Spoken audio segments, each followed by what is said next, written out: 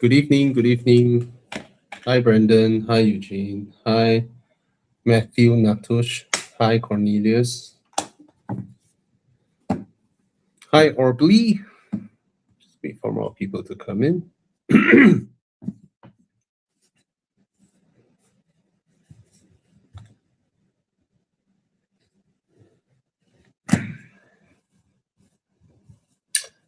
Hi, Lu Chunzi.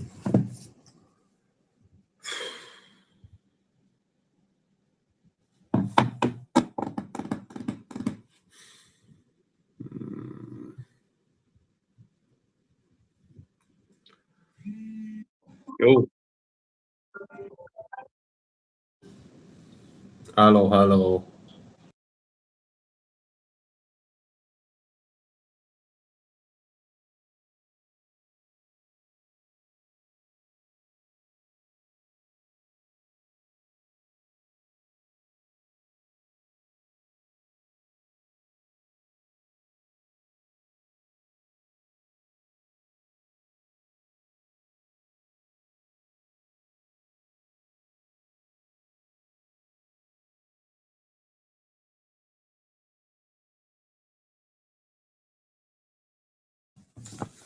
Sorry, everyone.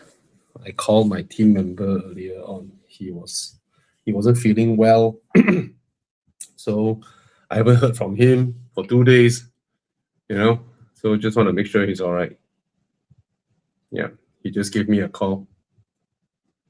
All right.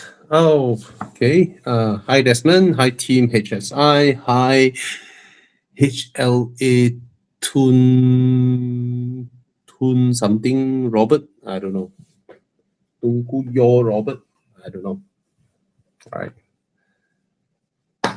Oh, hi, Devil. Devil.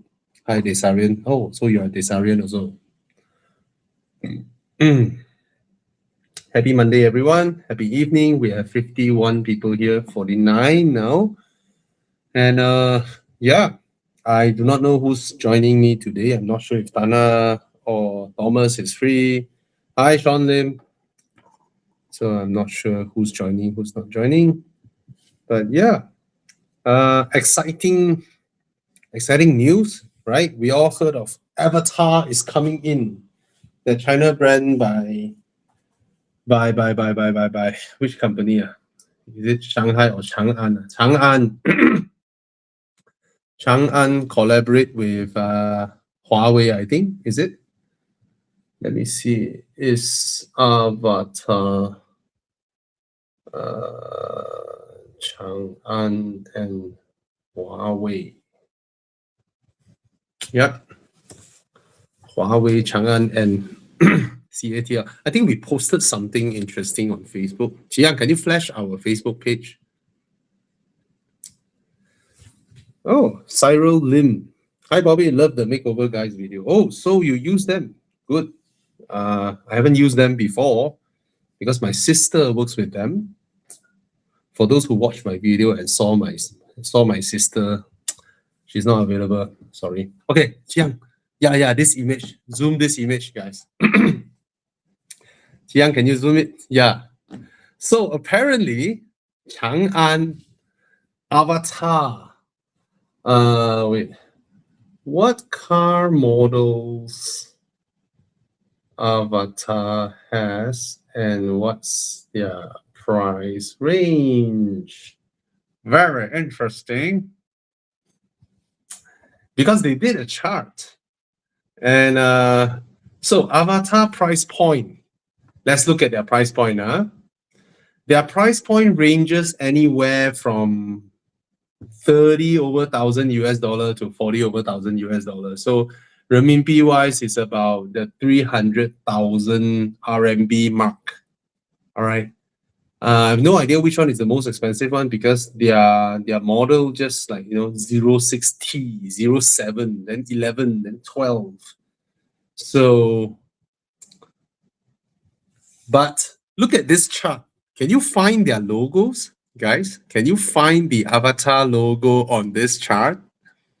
Their so-called brand hierarchy chart. In Hokkien we call kaki zo, kaki song. So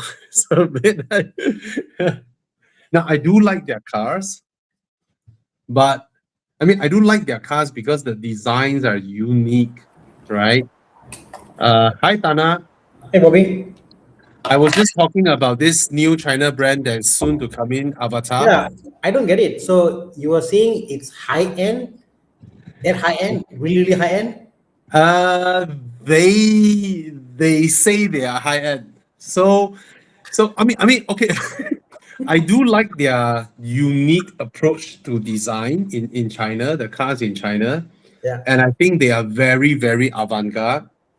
They come out with new ideas like, why do people need a rear windscreen? Are you serious? Why don't we design cars without rear windscreen? Oh, Right? Yeah. So they apparently, right, during one of the motor shows, Tana, Yeah. they made this chart. okay. And they displayed it openly at the motor show.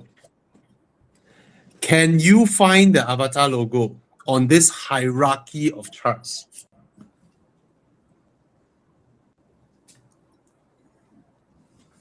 Oh, below Lambo. So, Maybach for you. They're above Maybach. no, see what's below Avatar. AMG, Rimac, Porsche, Jaguar, Maserati, Volvo, Aston Audi. Martin. What's Emba? What's the middle one? Emba, what's that? China brand. Which one?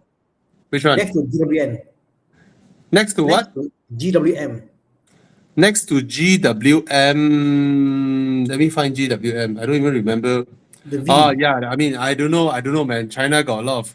Okay, this is their own Chang'an, one of their Chang'an brand also lah, So This bad. one I don't mind is- you putting yourself up, but why you diss the other China brands? You put BYD is also down there. And Very bad. And then they put GWM together with Lexus. So mean. Once again. Anyway, okay, this kind of chart, just for fun lah, okay? Because in my personal opinion, no other automotive brand is stronger than Mercedes-Benz, okay? No other brand, no premium brand in this world, be it Hermes or whatever, Patek Philippe, no logo, luxury logo can fight Mercedes-Benz. That is in my own personal opinion. And if anyone here is interested to ask me, you may ask. And I'm from branding, okay? My background is branding, okay? Now this Imagine what Bobby could do if Bobby was given Proton to rebrand. so Seriously. Think about this. my personal opinion why I say Mercedes-Benz is the strongest luxury logo that has ever existed. Okay. If anybody is interested, you can ask. But and again, I stress I came from branding.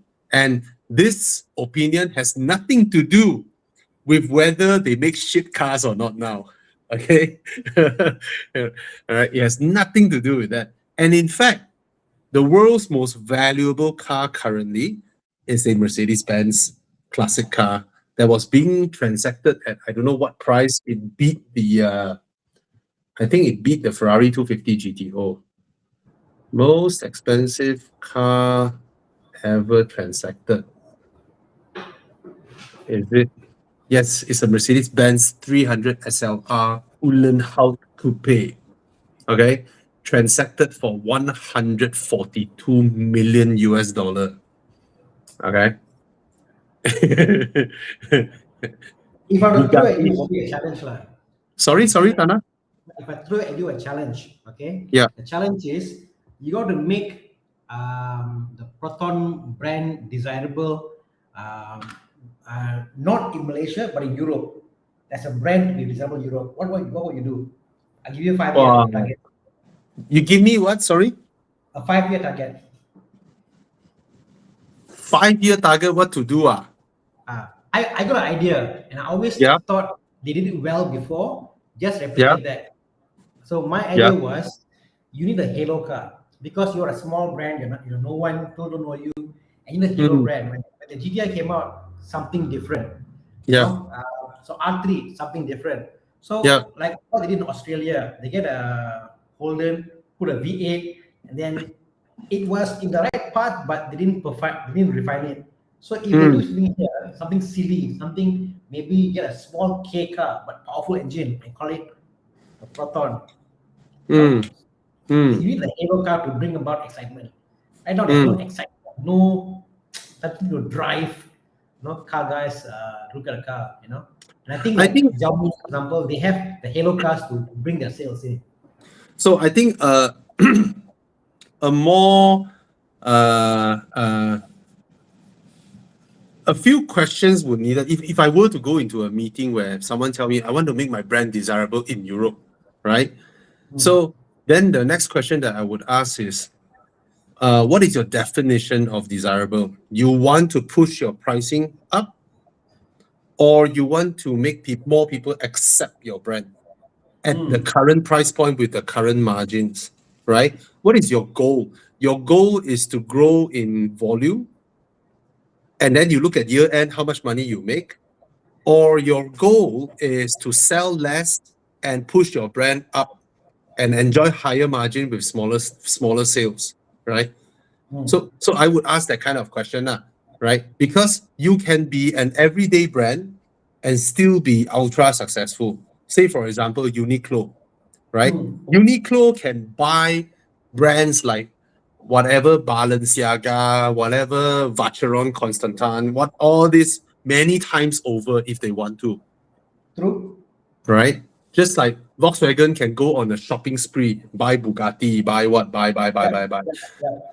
Yeah. So a lot of consumer would have the perception that when the car is more expensive, it's a more powerful company. Actually, that's the contrary. That is in reverse, actually, right? Like Bugatti must be damn poor, right? They are ultra poor, right? So poor that Porsche is pissed with Rimac, and Porsche is like, okay, I'm selling off my stake. Screw you. I'm not in a good position to cover your losses, right? And I want you to begin selling the car, begin delivery of the car. You've been showing your Tourbillon meter, blah, blah, blah. When's the delivery coming? No delivery yet. People put in their orders. Wait. Your Bugatti Tourbillon is still yet to be seen. Right? And that's why I think we're living in an interesting time, because not necessarily the big company can be great, can be big. BYD, for example, in 7 years, what they've done is fantastic. So the right marketing people, right energy can bring them forward. And I think all of you out there who are on the call today, the reason I say this is why, I mean, Bobby is a really amazing mind, way he looks at things and looks at branding. I mean, all of you who have companies out there, you have an opportunity to reach out Bobby, and whether you have money, not have money, can work out a deal, whatever, to really upscale your businesses, So I think it's an opportunity out there. So if you really are into companies and you want to go forward, guys, Come to Horizon, hook up Bobby, amazing mind. You'll never know where you go. Small brand deal. Yeah. Thanks. Okay, the foodie 9764 asks why, right? Why? He asked why. Like I mentioned just now, Mercedes-Benz. Okay, I'll ask everybody this question now. Can Patek Philippe survive if Patek Philippe suddenly launch a children's plastic watch? Or Patek Philippe Swatch.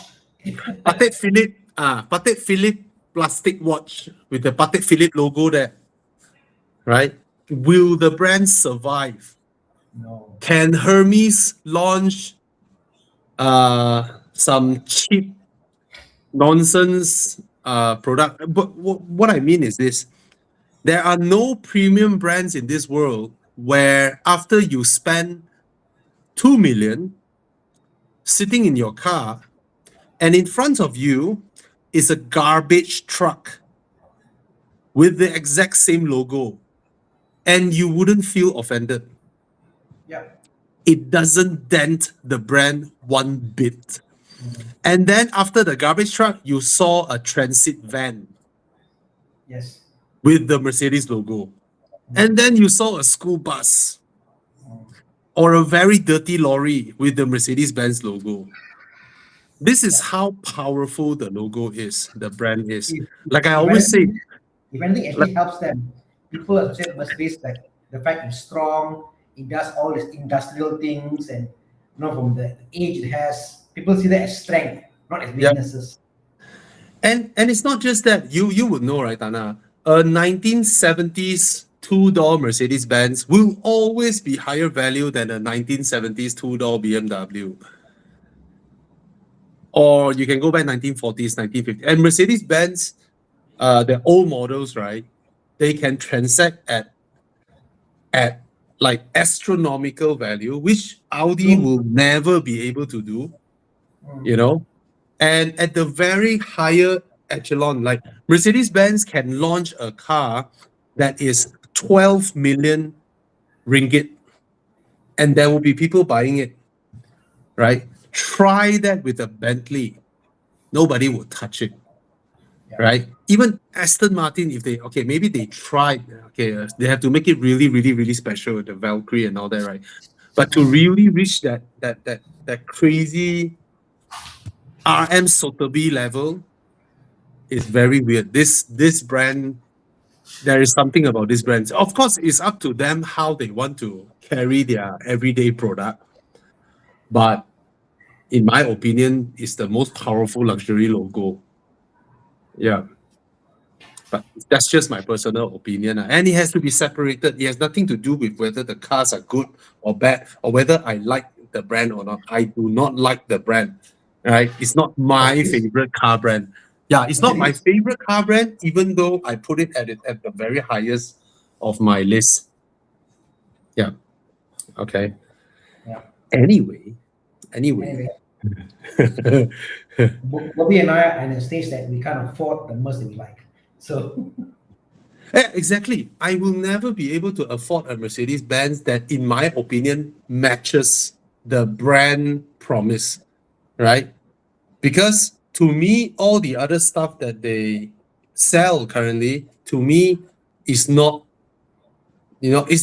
I actually answer the president of Mercedes Malaysia in his face directly during a media dinner, right? He asked me, Bobby, you have a BMW, you have an Audi.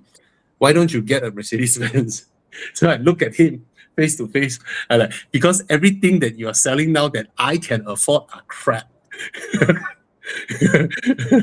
I told that to Mark Rain's face. I was like, what the hell are these? Okay, your S-Class Coupe really matches your brand, but I can never afford that car. So it's my fault. It's my fault for not being able to buy a true Mercedes-Benz. Yeah. Hey, it seems like they are stopping the S-Class Coupe. Should buy one and keep. I almost feel like they're going back to mass market. I blame the European politicians. Okay, the current mess with German cars may need another few years to end Oh, because of the wrong policies of the politicians. yeah. And once this is over, I think they'll be back, Yeah. right? In order to survive now, what they need to do is to momentarily, 4 or 5 years, fend off the Chinese. That means whatever dirty tactic they can use, just tell the politicians to ban or block Chinese cars first, give them room to fuck up for the next 4 or 5 years. After the next 4 or 5 years of major fucked up, I believe with the onslaught of Chinese cars, the whole European car industry will transform if they survive. Because they see what the Chinese are capable now. Mm. And if they don't buck up, they will die. They will never survive this onslaught. There are things that I don't understand in pricing for Chinese cars. Example would be, maybe we spoke about converting EV cars. Yeah. The cheapest EV car conversion kit you can get from China, cheapest probably, for Yeah. a reasonable car for 100 odd kilometers, cost is already about 30,000 ringgit. Cost. Mm. And this is crappy. This is like not really a great motor, not really a thing, whatever, just the motor, BMS, thing, whatever. Mm. They're selling cars for that kind of prices. So imagine if I'm not the one making the batteries, I don't make that, and I got to get from China, wherever it is. How does any car manufacturer live up to what China is producing? It's hard. It's literally impossible. Possible. And even they themselves are fighting to their death, right? This whole price war thing, and the government needs to balance, because the government on one hand wants to liberate the market, let them fight all they want, right? On the other hand, it has become so vicious that I think of the new EV brands that I know, I've put aside the traditional legacy car makers, because a lot of them are state affiliated, right? So that like all the BAIC, SAIC, all those are state affiliated. I put them aside, okay? Because they have the traditional backing from the state. I'm talking about the new companies, right? If I'm not wrong, right? Only 3 are making money, right? It's like Geely. Chery is a traditional car maker, all right? Oh. Because they export a lot of their ICE cars. Geely, okay, I don't count Geely in also, lah, okay? Because all the Zeekr, whatever, they are protected under the whole Geely group, lah. Huh? But Neo, lah, but all this, right? I think BYD is making some money, and then Xiaomi because of their major consumer electronics and all that, right? Yeah, but the others, right, is like, oh, next year got money, continue one more year. It's crazy. Not exactly, Mr. Fong. Not exactly. Not exactly. Anyway, China, yeah, the scale. If you study BYD, right, Tana, they make their own screws, way. They don't want other people to earn money from their screws. That's BYD, bro. Wow. They don't want to pay like Maersk or all the big shipping company, right? Right? They build their own ship. They design their own ship. Oh, correct. They have their own ship to ship their cars. Yes, to save costs. It's their own ship. Right? But also been reading about private equity companies in US. What they do is they go around buy companies, Yeah. and make sure the companies deal with each other. So within 5 years of them buying the companies over, they all triple in volume because they only click among each other. So don't deal with anybody outside. With yourself, you're your own ship maker, you're your own car manufacturer, your own screw maker. Yeah. You know. Yeah. So yeah, man. BYD make a lot of weird stuff, even face masks. Yes. And to understand how crazy BYD is, right? On average, now I have zero affection with these 3 words, you know, but I have a lot of respect for BYD. So for those who don't know, on average, every single day, on average, every single day, BYD files 50 over patents. Every single day. Every single day, that's the amount of patents that BYD files. Okay?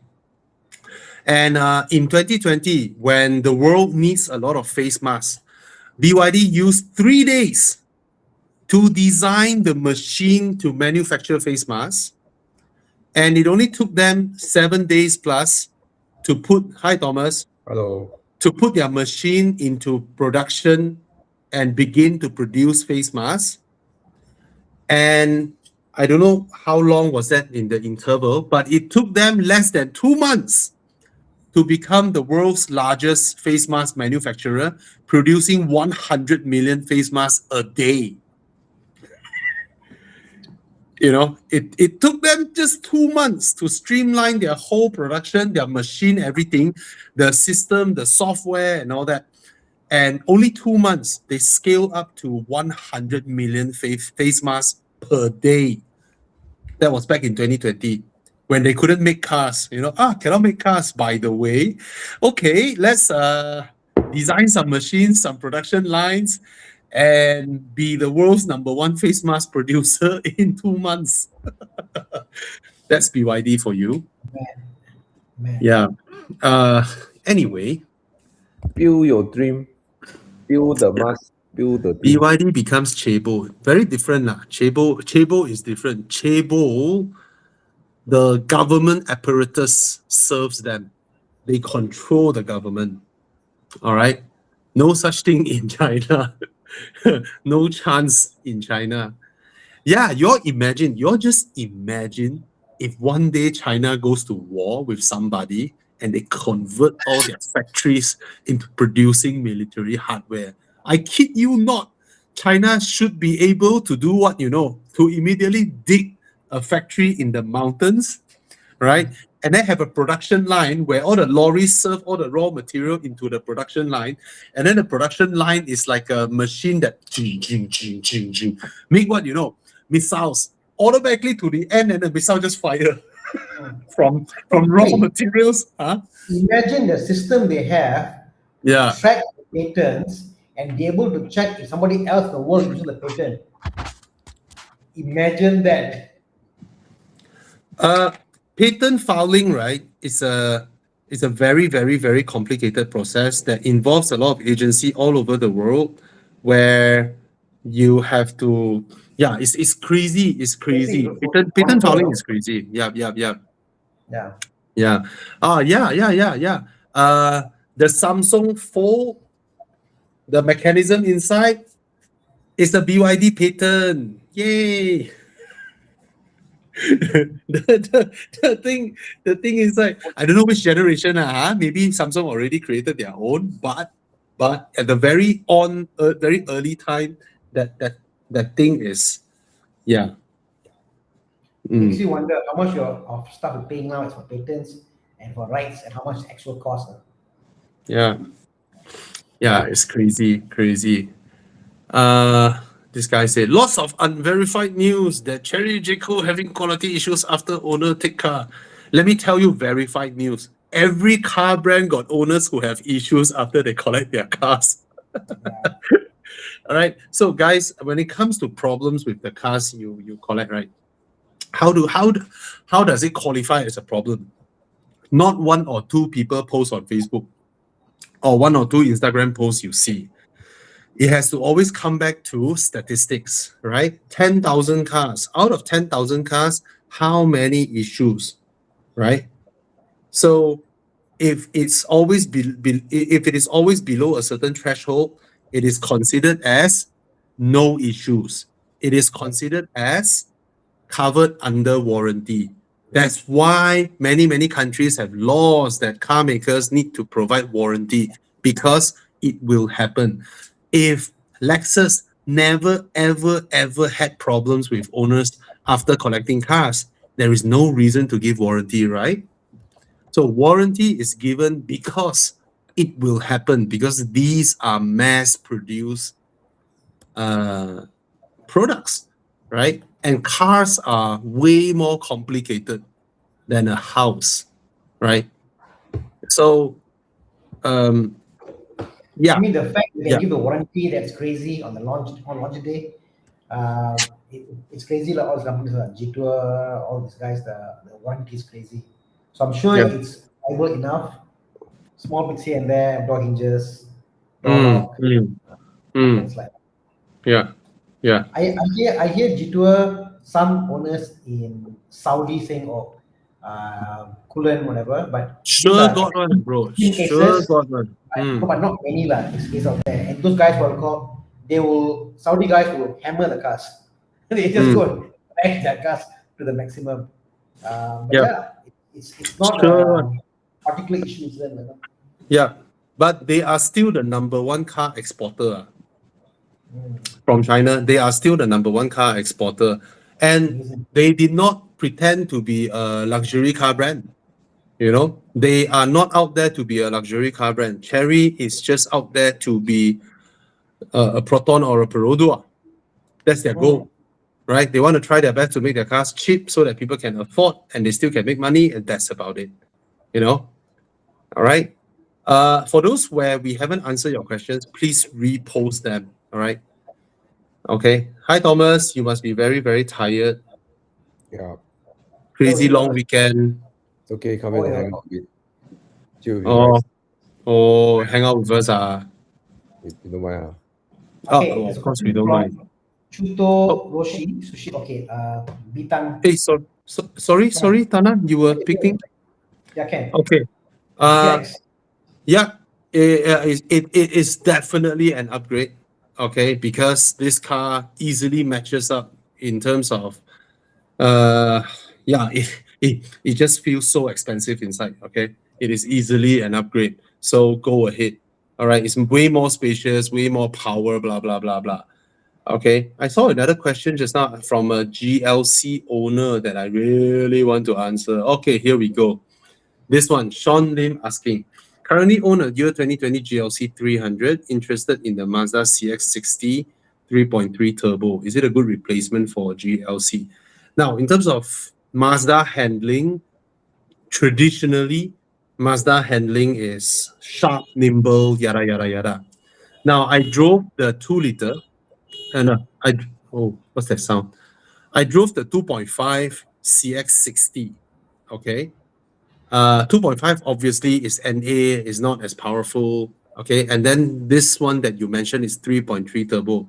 Now, putting aside the 3.3 turbo, which 100% the 3.3 turbo will be heavier than the 2.5 NA. Now, and of course, it carries with it more power. The 2.5 NA that I drove, the car feels very, very hefty and heavy, which is a nice premium feeling, okay? But I wage you a bet that you will feel your GLC is way more nimble. Because the 3.3 is only ever going to be even heavier, but of course it carries more punch and of course more road tax. 3.3 road tax is no joke. From a GLC 300, your road tax is 380 ringgit. Your 3.3, your road tax should be looking at near 4,000 ringgit. Okay. Space. Now the CX-60 looks really good. It looks huge from outside. The front passenger compartment is very spacious, very wide. I think it's wider than a GLC. And the materials are really nice. The rear seats, however, is actually pretty tight. The CX-60 rear seats, if my memory don't serve me wrong, is actually tighter than your GLC, ever so slightly. So I don't know what's the selling price. I reckon if it is a 3.3 turbo, the selling price should be anywhere 350,000. So there are a lot of other options to look around when your budget is 350,000 that that provides a lot of value. So I don't get yeah, the power output though. I mean, for that kind of engine, the power output, I mean, high torque, but power is nothing crazy. I'm not sure why they went down that route. yeah, You know, okay. 200 plus horsepower, 3.3. Why? Yeah, 3.3 is huge way. What's the road tax, I wonder? 3 liter is 2K. So SUV a bit cheaper lah. Correct. No. Cheaper. CX60 is not considered a full-size SUV, bro. It's considered a no. passenger car. Wow. Yeah. So it's Wow. gonna be really high. It's gonna be really high. Okay, select region, Peninsular Malaysia, and then saloon cars individually owned. Road tax is 3,480 ringgit. Wow. Wow, high lah. Yeah. So If you from just 300, 2,000, yeah, 3,480. 3 liter is 2001. Yeah, I know that. Huh? Someone mentioned, 3.3 is 253. Wow, so worth it. Okay. Not bad. I mean, not bad. The price is not bad. If it's 250, sorry, my bad for guessing 350. Sorry. If it's 250, then okay. Or if it's 250, it's okay. The car looks really good actually. And it feels more Cayenne than Macan, if you understand me. I mean the way it drives. It's a heavy, hefty car. And not the old Mazda that we know that is super nimble and all that. Okay. Here we have another guy. I sold my GLC 300 for a J7 PHEV. No regret at all. Yeah, that's the reality we're living in. There's a lot of European car owners who know what they want. They know what's the touch point they want, what's the kind of acceleration feel they want, and they don't care about the logo because people who have owned multiple European cars, right, they don't need the logo to feel pride. They don't need the Mercedes logo or the BMW logo to feel proud of themselves. They can take any logo. They don't care, but they know what they want, right? If they touch scratchy plastic, they know that car is cheap. So, yeah. Anyway, this guy said, left-right steering button can't switch favorite channel. Yeah, in terms of those kind of usability, Cherry never known to be the best. Last time my Harrier 3 liter can get, yes, because back in those days, the size of the Harrier is back in those days. So it's a very weird thing. Now, yeah. 3.3 SUV road tax 2K only. Yeah, if it's in the big size SUV category, it will be 2K.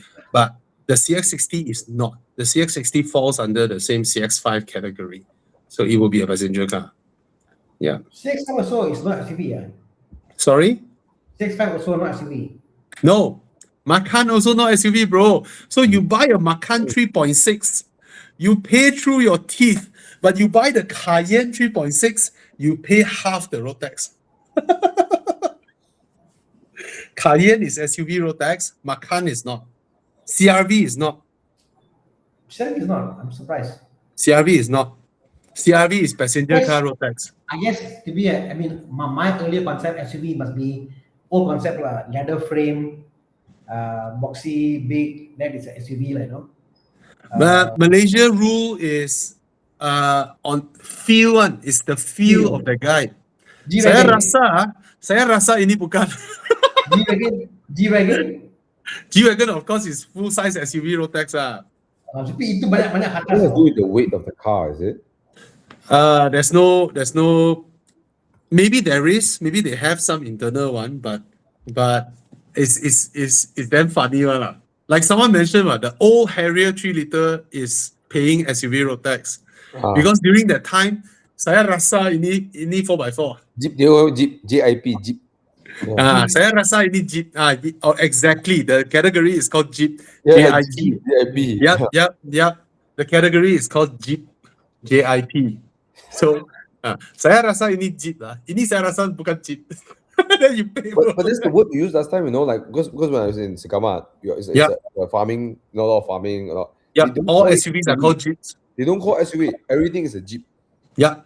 Everything that is tall 4x4 is a Jeep. Yeah, Prado is a Jeep. Land Cruiser is a Jeep, right? Yeah. Everything's a Jeep. Only when I grow up, I realized Jeep is a brand. Yeah. No, well, my dad told me there's a brand called Jeep lah. It's like Jeep Wrangler or whatever. Yeah. But we didn't have that in Malaysia. Yeah. But now you sell whatever instant noodle brand, you are also called Maggie. Korean Maggie. Yeah. Yeah, that's true. Oh, CX60 for sure can get SUV road tax. We'll see. We'll see. Actually, we should check. We should check and see. We'll see. CX8 can get. Damn funny, Malaysia is about fuel. So It's all about fuel. CX8, I think can, because CX8 is considered big. Yeah. So It's only a people carrier. okay. Ooh, Thomas. Ooh. Oi. E53 is what? Oh, the Mercedes. Yeah. Oh, No need test drive lah. No need test drive, I bro. haven't driven the car, so I can't say lah. But No need test drive lah. Just buy lah. Why so Singaporean? Sorry, Oh, yeah. Okay. he's a Singaporean man. Everyone that has told me about this car, they said, these are people who love driving. These are people who go track day one. No, they go and whack mountain roads. These are drivers. Right? But his one is the early batch man, right? Yes, but they all love the car. Everyone say like it's the only like no matter what M people say about the M cars, Mm. the only real sports sedan. You know, I mean, unless you're going like E46 M3 and stuff like that. But this is the proper sports sedan. Like if you think about it, that's how they started the car. They started with the quadrifoglio first, then they do the Veloce. Yeah. So they built it. They built the most extreme model and worked their way down. Yeah. And everyone described quite similar, like what you say, Bobby, is like when you turn the car like the tail want to bong anytime one, you know. The car is like No, the car happily rotates around the driver. Yeah. So you feel like a sports car because like most sports car mid-engine, the car rotates around you, right? You know. Yeah. BMWs, the front leads you in, the rear happily follows. But it's always the front leading the rear like that. Whereas the Alpha is rotate then turn. It rotates on. Yeah. So if you are used to BMW, you may not get used to this. But if you are used to driving Ferraris, McLarens, all the mid-engine cars like Porsches and all that, right? This car will feel very familiar the way it rotates. Like Lotus, right? Yeah. Lotus also rotates on. Yeah, you must wait for the weight transfer. The more you apply on the outer wheel, the more the car will turn. Even the freaking Emeya rotates. Yep. Yeah, it rotates around you. Even the what's the SUV? So bad. You loved it so much last time. Now you forgot her name. Shit, I forgot the name. Electra. Yeah. Yeah. Well, I'm very tired today. I'm very tired. But Electra, how do my booking fees here? Oh, you haven't told me your booking fee. How much you put in? 20K, 10K. I don't know, so I'll go check. Bro, it could have been the Electra. It could have been a McLaren. Yeah. I'm happy I got the McLaren. Yeah. This guy, this one funny. This one. Hi, Bobby. Considering a B9 S5. I quite like the S5, but you often say no. Okay, what I mean is it cannot be compared to the 2.9. All right. Yeah. Same goes. The C43 engine cannot be compared to the 2.9 from the Audi Porsche group. Okay, but I would say the B9 S5 is way more modern than the W205 C43 lah. Okay, and is way better built. They both drive very similar actually. So if you like the S5, you go with the S5 lah. It's a damn good looking car. It still looks so modern. Whereas you look at the W205 or you look at F30 now, so old, right? Audi designs always last way longer than the others. You know, you look at a 2012 Audi, still look modern, look modern. Hey, the day I was following a 2009 Audi A5, kept really well. The paint is still shiny. You know, the light pixels are all there. Everything just looks clean and nice, right? Oh my God, the car looks so modern.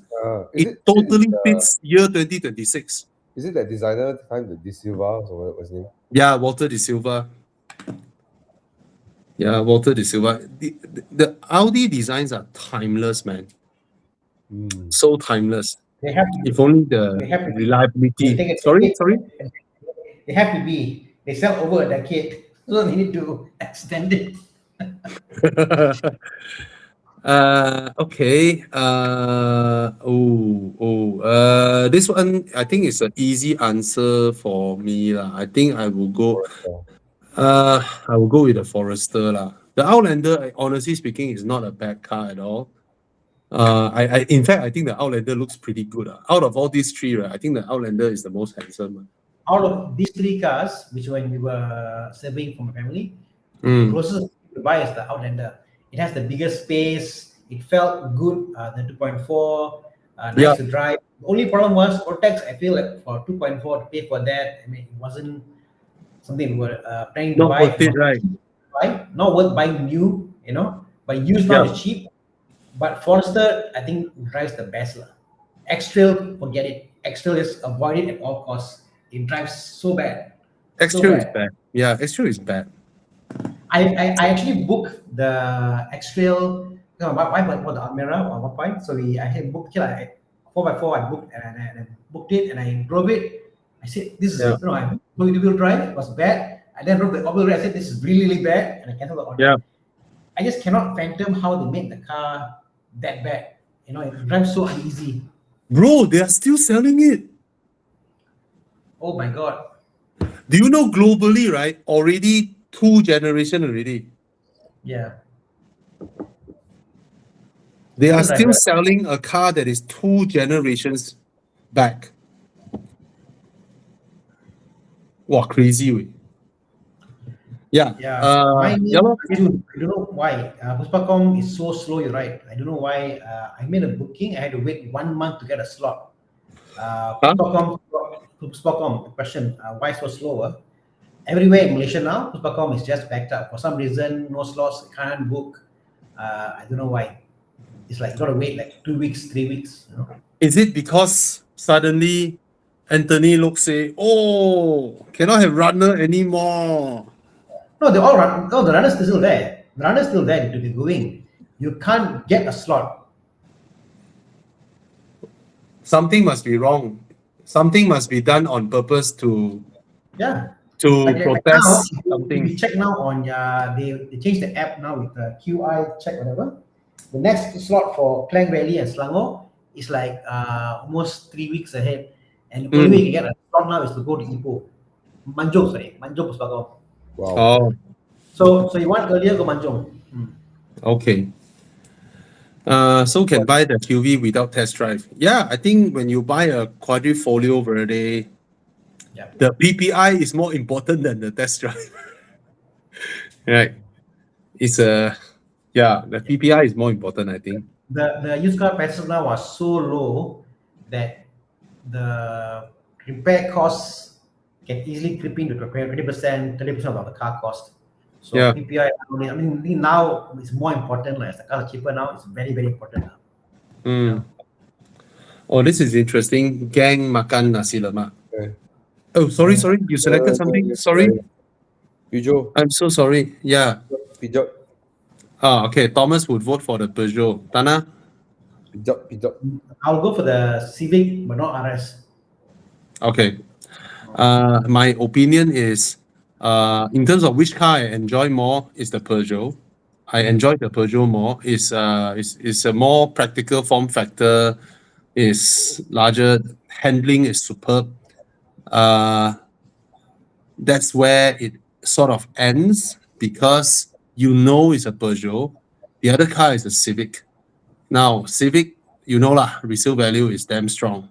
Okay, so the Civic is, the thing is that there is no problem with the Civic. It's not like a Mazda 3. Mazda 3, right? You have obvious things like, not so comfortable, rear seats are tight, the car is.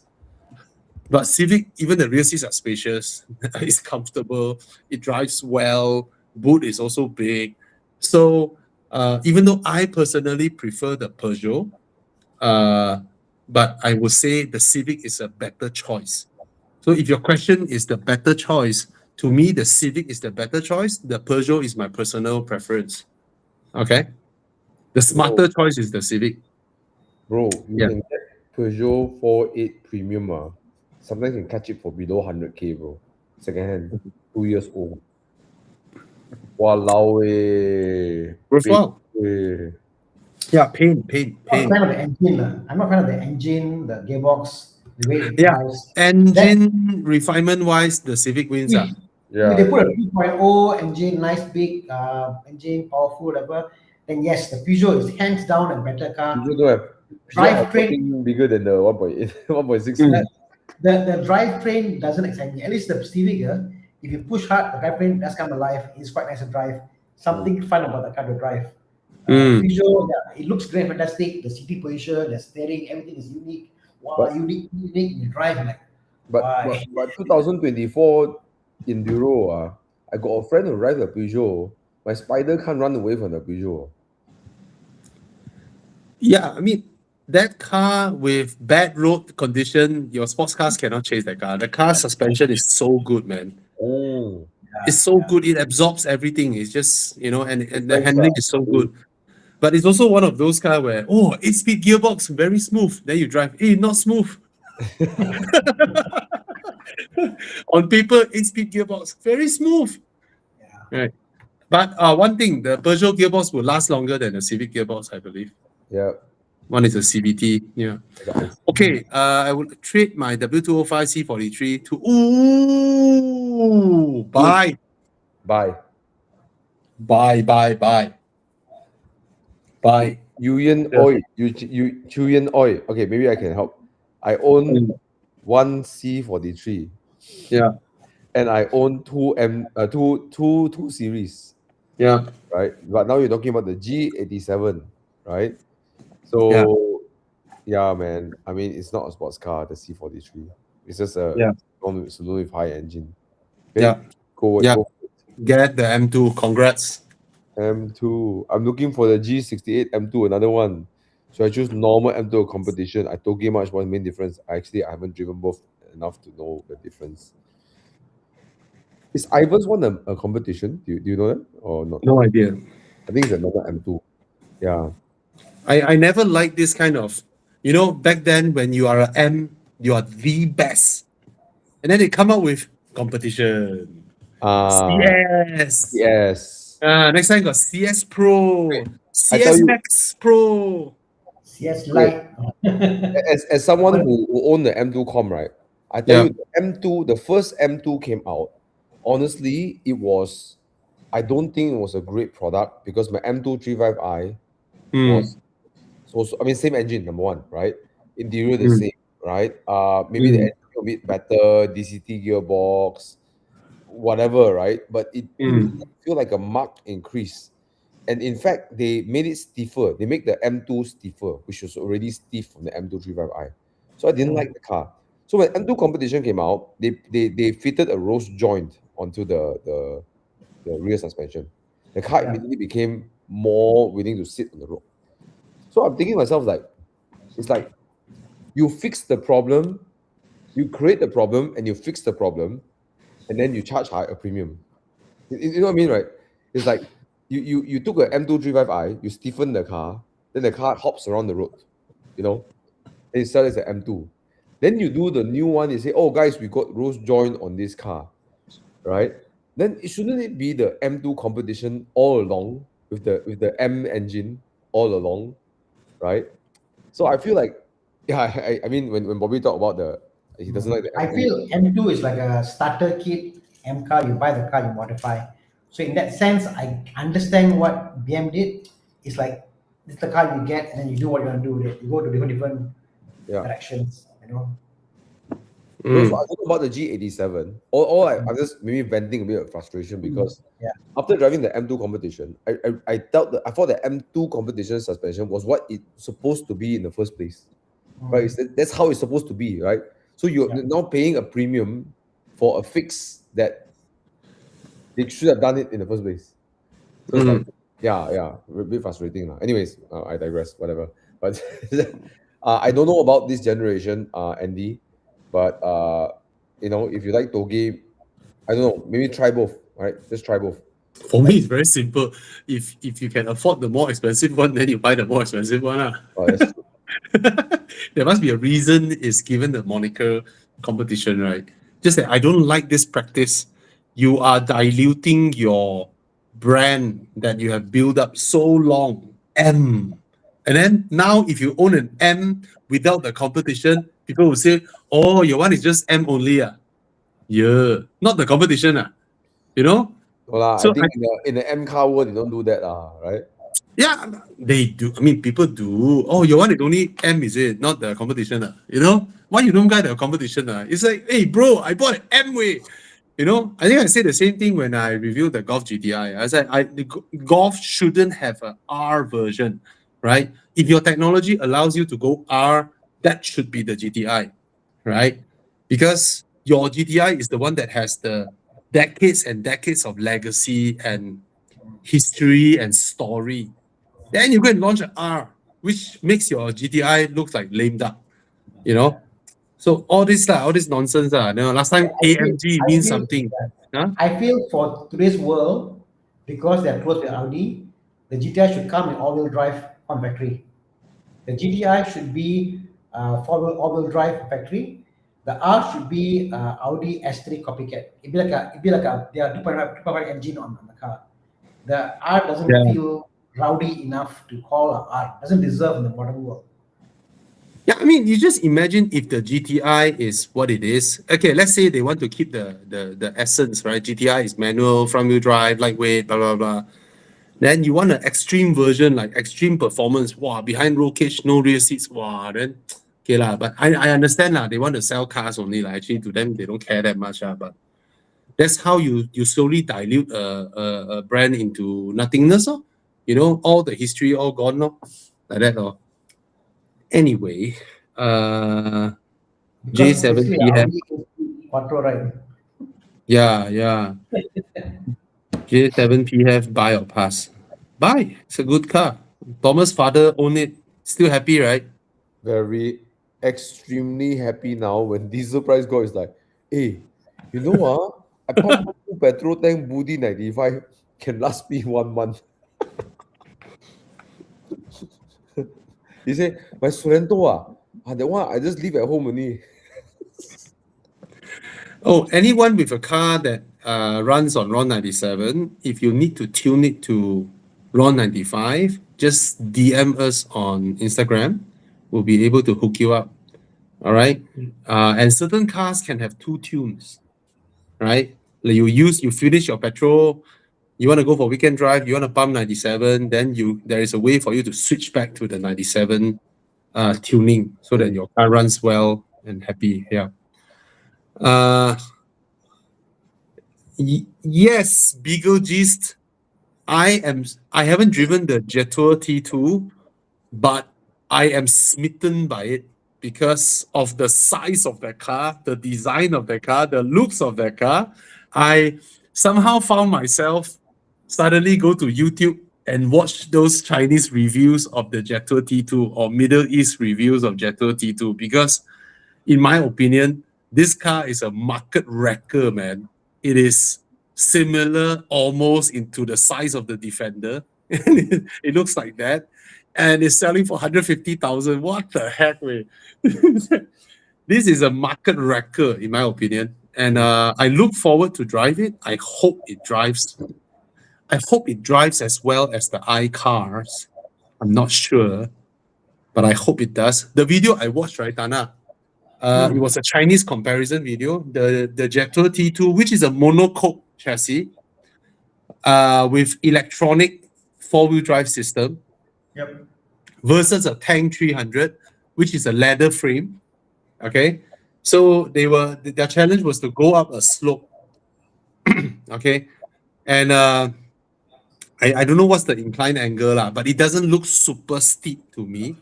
So the Tank 300 went halfway, got stuck a bit, then have to brake there and manually press the buttons to lock the differentials, then to continue up. The Jetour T2, right, just went up halfway, skipped a bit, and then the electronics adjust, and then it continued all the way up. One's a 4-wheel drive, one is an all-wheel drive. Yeah, I guess. So, and at this price, bro, it's not half lah. It's 100,000 cheaper than the Tank 300. Mm. And the Jetour T2, right, is almost the size of the Tank 500. No, lah, around there, lah, I think. Not actually, the Tank 500 looks big on pictures, but when I saw it in person, it is definitely smaller than the what do you call that? The Toyota Land Cruisers. Mm. Is smaller than the Land Cruisers. Anyway, yeah, I'm smitten by it. So, to answer this question, it does look more expensive than the No. J7. There's a Jayco dealer right outside our house. Mm. I see the T2 being test driven every day. It looks good. Like from the It front, looks good, bro. like it looks more handsome than a Defender. There's a Yeah. class. There's the Yeah. class Discovery. Well, I grew up with Discovery. It looks a bit like a Discovery for me. Yes. Without Yes. the rear side roof, but it has a Discovery kind of feeling. Yeah. Yes. And it's not a pretend SUV. It's actually all-wheel drive. Right? It's actually all-wheel drive. Yep. So it's They have a full conversion kit now to become a Defender. Yeah. Full kit. Yeah. I think people will do it. They will put the ladders on the side, and then No, bro. There is a full kit to change the rear light, front light. bumper, don't everything. do that. but The car looks good. The car has its own original design. Yeah. It looks good. It looks damn good. And for 150,000. yeah, My God. yeah. Imagine you park next to a Defender. That guy paid 800,000 for his car. Just imagine that. But it's not a Range Rover. It's not a Land Rover. It's not the real thing, lah. Well, if it can go wherever that car goes, No way, no Probably way. more reliable No way. than a Land Rover. No way. No way. I'm sure it does sandy or whatever. No way can it compare with a Defender in terms of actual ability. I'll bet. I hope so. I hope so. No way. Yeah. I hope But- so. You know, my friend went to Dubai, and you know they do the sand surfing. Yeah. So he asked those Arabs, hey, why you all never use Cayenne or Range Rovers one? Why is it all Nissan and Toyota? Oh, Habibi, because they break down. Simple answer, Habibi. They break down. Not meant for desert for desert. He's like, bro, isn't that the whole point? And then they break down. So they only use Toyotas and Nissans. Like Cruiser. I'm not saying the Chinese won't lah. Huh? You don't know which suddenly, hey, why the control arm so thin one?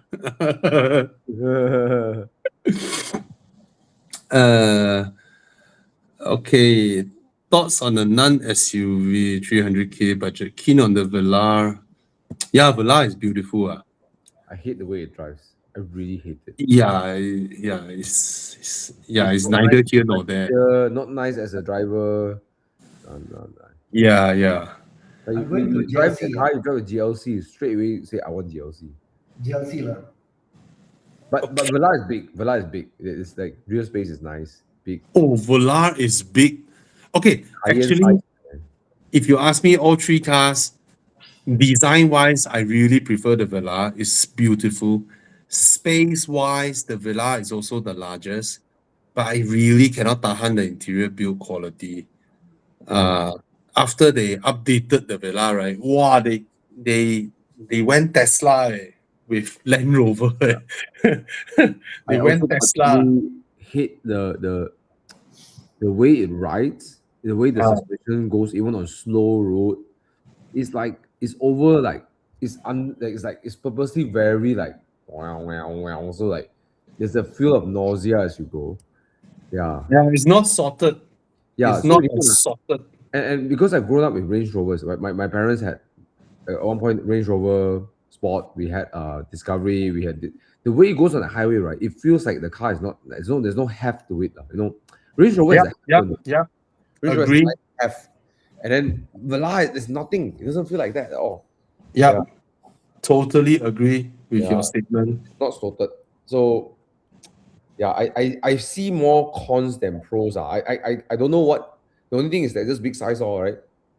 Oh, So guys, remember the pre-facelift Vela design interior? Look at this, guys. Everybody, Chiang, flash me a up. lot of scratchy plastic.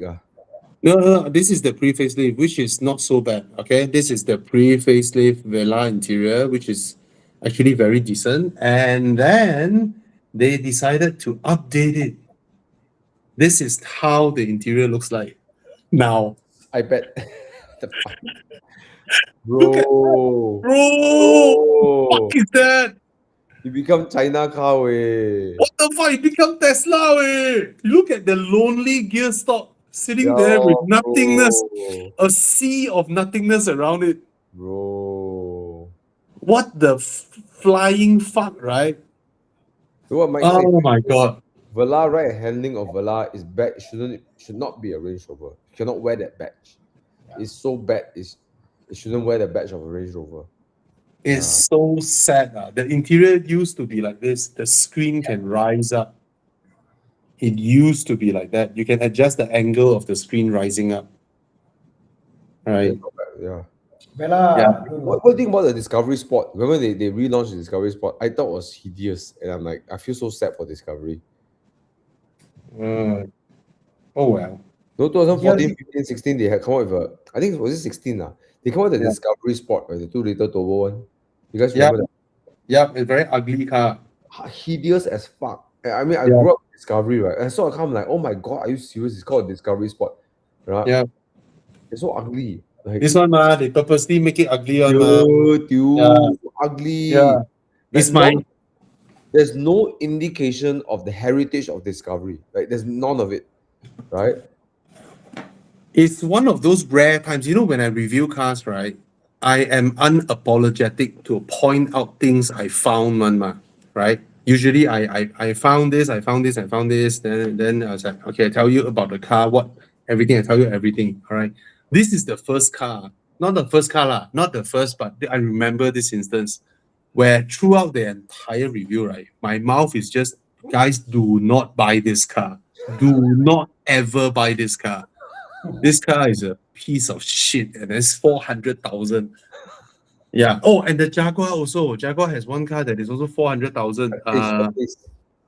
Huh? No. Another one. No, it's not the EV. It's a petrol. Yeah, the SUV, F-Pace. No, E-Pace. Oh, The Jaguar E-Pace. Yeah, What your looks okay, right? This car, the E-Pace, it looks okay, but the selling price is 400K, and the car drives like shit. My wife drove the car, and then she come back, she's like, wow, this car drives way, way worse than the Proton X50. She's like, the Proton X50 is so much nicer than this Jaguar. I said, what is this, man? Yeah. Once a So- old Ford Pilot. Yeah. So that's the reason. Don't pick the Velar unless you want a space, which you can go for Cayenne actually. So, yeah. Okay. Desmond will find that I hate the empty Tesla console feel. I don't know about the empty feel. I think it's Desmond. I hate it as well. I hate it. Yeah, I don't like the empty feel. It's a bit unnerving and it's a bit eerie. But you got to view the Tesla as not a car. That's how I see it. The moment you can see a Tesla as not a car, it's an appliance to get from A to B and it's meant to mute you and go there. Then I can somehow accept it is not a car. That's how I see it. But to be fair, Tana, okay, in terms of EVs, right? Tesla has the most stable software. That's the first thing. Yes. It works. All right, It their runs. software is the most stable. Their updates are the most frequent, and they have very little reliability issues. Yes. Right, Tesla has very, very little reliability issues, and the safety records are no joke. Right, Yeah. Tesla cars are extremely safe. I even see new things invented by Tesla that makes the car side impact should be some of the strongest. Anyway, that day I test drove a Tesla, right? 20 seconds in, I almost crashed to the rear wall. Why? So they removed the gear stock, right? There's no gear Yeah. stop. Just So right, lah. you walk up to the car is, of course, we are media, so we get the touch card lah. If you are not a media, you have the phone app. You walk near the car would have unlocked and turned on. You can just hop in and start driving. So I went into the car. My wife, how to shift into drive, right? It's like, where's the gear stop? There's no gear stop to shift into drive. The previous ones they have, right? And then we saw on the screen, the top right corner of the screen, there is a dotted thing with the P there, with the car there, the car logo there. Now I ask you, you see a car logo there, Tana, with the dotted, Thomas also like dotted on top, dotted below, and then you have a car logo. Okay. Usually to go into drive, where do you pull? I understand. You go back. Right? Our logic to go into drive, we drag it down, right? Yeah. Correct. Yeah. So Like we do drag it there. down. I'll go back. We drag it down, drag down. Okay. Then the moment I step, luckily, I mean, our reflex is faster than normal people, huh? Step on the throttle, step the car reverse, slam the brakes. Like, what the fuck? Let's say you got to see that Tesla is almost like this is like a toy and utility. I get in the car. It's meant to take out all distractions. My mind is clear. Good sound system. Drive. That's how I see it, like, no? Tesla I is like the- it. like what Bobby say lah. He say you go Tesla is that one no. Someone can rob your house and leave the TV behind. Yeah. My only gripe with Probably the like Tesla is I wish they carried forward the whole mechanism to make the screen somehow hidden. Like as you can see, and you can go inside and you got another screen for just critical information. If they make it Sorry. Yeah. Sorry. Recently, my Wi-Fi is. Yeah. So I was saying my only gripe with Tesla is they've taken it all this far. Oh, Bobby out again. Not see me? Yeah. My only Yeah. gripe with Tesla is they've taken this all this far. I wish they made a screen that can fall inside. So there's no screen at all, totally empty. Have another screen for only critical information, and I drive empty. And have a No stick for way they will do that. No way they Yeah. will do that. empty lah, yes. But Oh gone again. Oh my god. Bobby is like Yeah. Yes, Rand the Sino said Tesla is a computer on wheels. That's the best way to describe Tesla. Yes, correct. I don't think it's a car. It's actually a computer on wheels. So when you shift that mindset to that way, I think it kind of Yeah. helps you. With, and I think a lot of people buy Tesla because it is a cool brand, right? It is a cool brand to say that well. Tesla, right? No, there's a kind of like air to it, right? Versus say I drive a Kia EV, right? I drive a Tesla, wow, right? You know, it's a bit different, I know. But it drives well. I mean, it drives well. It is. Power is good. Range is good. Reliable. Safe car. I mean, everything of the car is there. The only thing is, it's not compatible to any other Correct. car that you have. But I tell you one thing, bro. One thing that shocked me was Tesla, right? The steering rack is so good. The steering rack. Yeah, it's good. It's beyond bad. It's like, why don't BMW do steering like this? Like I'm like driving that. Like, why don't Bro. BMW has a steering Yes. like this?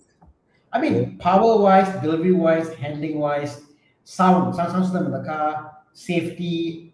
The car is amazing car. So what we are complaining about actually is. hello. Hi, Bobby. Sorry. New Yeah. X540. Sorry, I just want to add. Tesla has the best handling amongst Yep. Yeah. compared to many Chinese EVs, right? Yeah. And if you guys see my name, I don't see my name now. I don't know why. Mark your calendars, 24th of May, guys. 24th of May. Mark your calendars. I am doing an event where I handpick a few of my favorite EVs to be there for you guys to experience, and I'll be there as well. Okay, follow us at Horizon to know where the location, every details are. All right. You will get the location only when you register, right? Yeah. Okay, 24th of May. Okay. So how to register? Someone say no car, Apple Not CarPlay. register. Feel like a sin on Tesla. Mm. come. What's the other questions? What's the You okay or question not, here? Thomas? You're so tired. Hey, bro, if you're really tired, I don't mind you if you need to rest. Sorry, I look so tired. Then make you feel bad. Or what? No, it's not about that. Excuse Not me. about that. Okay, hold the pot. Okay, come. So one guy made a comment about Cayenne CKD. Hmm. X5, probably referring to the latest Cayenne, right? X5 engine more responsive, but Cayenne handling better. So which one would you pick? If this is your family car or whatever, right? What would you pick? pricing is a big difference, right? No I think Pricing around big difference. Yeah. really? Mm. I assume the X5 will be around 500-600K also. Is it? Yeah. The 40i wall. Yeah. I think it's 450, I think. Is it? 469 X5 versus Okay. You're saving around 100K lah. a lot. You almost 150K to 200K difference in options. Yep. So it's a whole different price point, you know. Yep. I'll go with the X5 because it's actually, if you look at Porsche, they say what 599,000. Yeah. You still need to spec one. I tell you, after specking, No. 100K difference. CKD Cayenne no spec one. They spec for you already. I see. Yeah. So it's 100K difference. But you pay, I mean, in my opinion, you pay 100K more handling. I mean, do you need better handling in an SUV for 130K? Yes. No? But it's an X5, bro. I don't think the local assembly Porsche Cayenne has rear wheel steer, 48-volt active anti-roll bar. I'm not sure. Does it have all that? I don't think so, but you can check. If it comes with that two things, it transforms the handling. Right? If it has that two things, which is available in the CBU version where you can spec and all that. So I'm not sure if the local one has that. Don't have. Don't have, right? If you don't have that, right, the magical Cayenne handling is not there. Because it's the rear wheel drive and the 48-volt active anti-roll bar that creates a world of difference. Yeah. Yeah, don't have. Yeah. Then I'll go with the Cayenne. I'll go with the X5. Yeah. Yeah, and I think the X5 is quite handsome, you know. Yes, agree. Very handsome. Agree. Save the money, 130K for marginally better. I mean, X5 by itself is not a bad handling car to start with. You know. Yeah. You want a car that matches up to these, that is 200,000+, you go and test drive the X7, the 7X. 7X, X7. The Zeekr 7X. Yeah. Oh my gosh, no fight lah, that one, walao eh. I mean, it doesn't lose out in handling, right, to these two. And you save 200,000 ringgit. And you got more power. Yeah, way faster. Just now I saw a question asking. X5 is larger than the Cayenne in the interior. Yeah. Yeah. And then 7X is even larger. Cayenne, I feel the seats are much more plush, more leather, more padding and stuff. X5 feel more roomier. Hey, the new X5 not bad, way. Not bad. Roomier. The F generation, the 2 generation before, all shit where the interior like hard leather one, like. Yeah. And then after you test drive the 7X, which is roomier than X5 or Cayenne, then you go and test drive the Leapmotor C10, okay, which is roomier than the 7X. and you save another 100,000 ringgit. And then you ask yourself, for SUV, do you need the handling? It's quite nice to have. Huh? Honestly, nice to have because I've been driving the Q5 the last week, and you know how even the old Q5 would be, it handles very well with the Q5. Like you go down a hill or you go anywhere over humps and stuff, The Q5 can Yeah. go far in any sedan because the height, the way it grips, Then like, Yeah. I don't mind a very good handling SUV because it's faster than a sedan in KL. Yeah, but all of them handle well now. Almost all of them handles okay. Not the C10 is very average lah. The Chinese cars are many of them are very average, but the Zeekr actually handles. And But ICE, like, not talking about ICE, yeah. level, not easy to get good handling ICE, all-wheel drive, handles well. Even if you go four-wheel drive, but the car won't be that good. As long as it handles okay, right? That's the benchmark you need only, right? You don't need great handling SUVs, right? Yeah. Yeah. I mean, if you are in pursuit of the ultimate handling SUV, it should be the Alfa Romeo lor, the Stelvio, Quadrifoglio.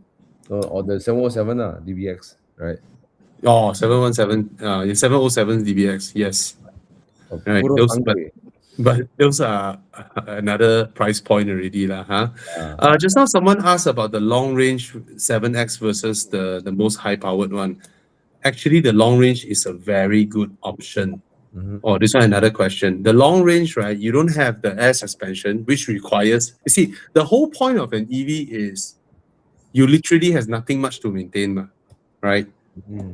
And if an EV comes with coil spring suspension that can handle its immense weight, why wanna go with air suspension where you know it will incur higher maintenance, and then the automatic door and all that? So the long range is actually a very, very legit proposition. The long range. Okay, it doesn't come with the auto door, it doesn't come with the air suspension, but there are other things that you lose out, which makes the meager difference, like 20,000 ringgit difference only. It's like, huh? But then your road tax also different because now EV road tax is counted by your kilowatt. So you pay a lot less road tax for your long range version. If you ask me which one I will go for the long range. I don't need the air suspension. I don't need the automatic opening and closing doors, but I will miss the crazy acceleration of the all-wheel drive which allowed me to bully a lot of people. But you don't need it though. Yeah, I don't need it at all. This guy is asking, considering Model Y, 7X, G6, my condo have no access to charging station. Do you think I should get an EV? If yes, which model? Budget around 200K. Personal favorite is the 7X. And the Xpeng also drives pretty well. Model Y is the sportiest drive here, but obviously the Model Y is the least comfortable. Yeah, it's the least comfortable here. Okay. All right. MG S5 handles really well. Okay, handles really well for what it is, for its price and all that. So a legit choice, but when it comes to selling, I am guessing there isn't a lot of it. I cannot feel the market's desirability for MG for Malaysia. I don't feel it. So when you want to sell it that time, I'm not sure. I cannot feel they are doing a very, very, very bad job in marketing. MG Malaysia is doing an absolute shit job in marketing, but the cars are not bad. Okay. They look good. Yeah. It totally looks okay. Selling price is okay. Handling is very good. They updated the interior, which is not bad. But marketing, they are almost, I don't know, man. It's like also ran, but if you drive it, you will love it. Good handling.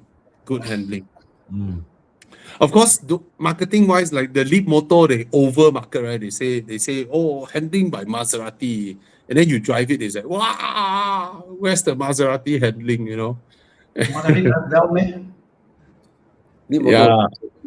Leap Motor, they claim Maserati handling, right? Then you drive, it's like, wait, mana Maserati? Maserati does well, man. I thought Maserati doesn't handle very well. Yeah, at least Maserati drives decent, right? It's not clumsy. Not great, right? Yeah, it's not great, right? But the C10 isn't not even there. Okay. Bobby, what do you consider a good suspension? A good suspension benchmark would be, I'll give an example. Golf Mark 7, BMW G30, G60, any Ford Focus, Volkswagen Passat. So it is the type of suspension where it feels soft, it absorbs, and then when you corner, the car sits perfectly and then lets you power through without unsettling itself. Right? That is the kind of good suspension. I mean, it's easy to make a car corner well. Just make it hard, no?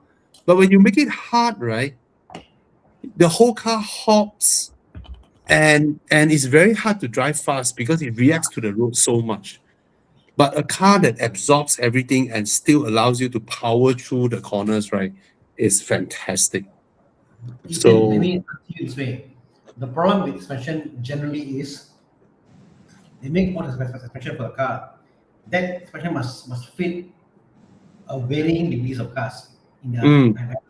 It's not to say it's only meant for the car. Let's say a Mazda, for example, CX-5, similar suspension they use back. Arms are used back. They're not reinvent the wheel for each car they make. So they've got to find a midpoint. And that's the whole problem with the car because of the midpoint. When a car is big volume cars, they tend to make a better suspension. So that's why I see that any big volume performance cars, they can afford to have very individual arms and suspension for the car. The only car that I've driven where it corners flat and yet it is still comfortable is using the steering angle to detect whether it wants to stiffen up the suspension, tighten up the anti-roll bar, which is the Aston Martin DBX 707. You go into Sport Plus. Okay, you drive a Porsche Cayenne. You go into Sport Plus, right? The whole car is like dun, dun, dun, dun, dun, dun. Super hard. Correct. But the Aston Martin DBX 707, you go into Sport Plus, it is still comfortable until you start turning, the car turns flat. Out of the turn, you straighten back, the steering wheel is soft. Very, very clever. Very, very clever. And they did it perfectly on first run. They tune it perfectly on first run. You don't feel the weirdness at all. You know? So that was done really well. Last time Mercedes got this system in their S-Class coupe. you turn and then it raises the other side, you know, to counter it. And then there's a delay. So it's so weird. It's so weird. You do slalom, I think you finish the slalom, the car's still doing that. Yeah. Okay.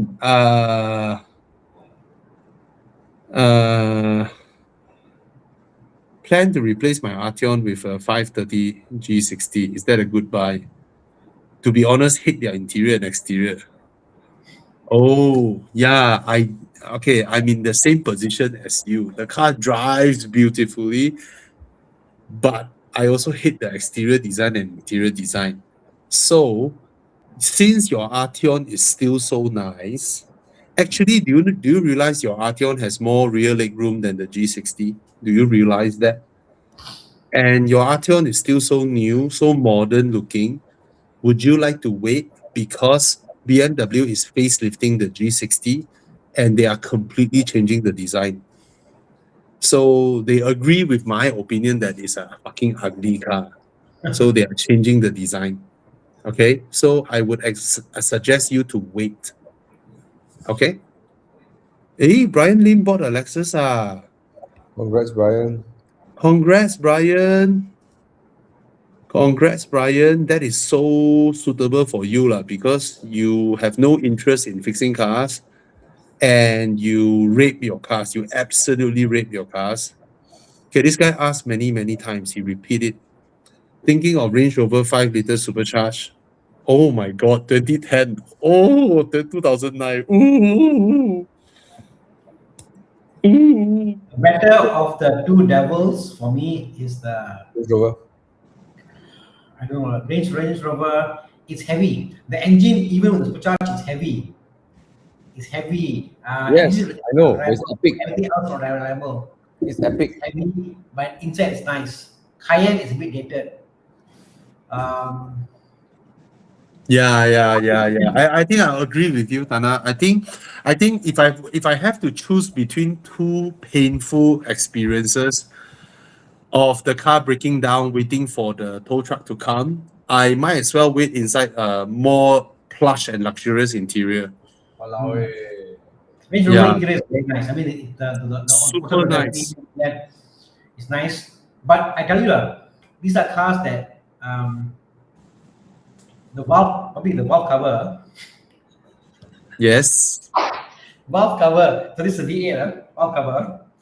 If you buy original, each screw, how much you know? Each screw was 30 ringgit, I think. Yeah.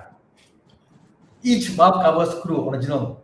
Or you buy Chaplang, China, whole cover comes with screw, like I said, but original, 30 ringgit per screw, and that's what 24. Is it 24? Some crazy amount of screws. Actually, come to think of it, can buy because this car is very popular in China.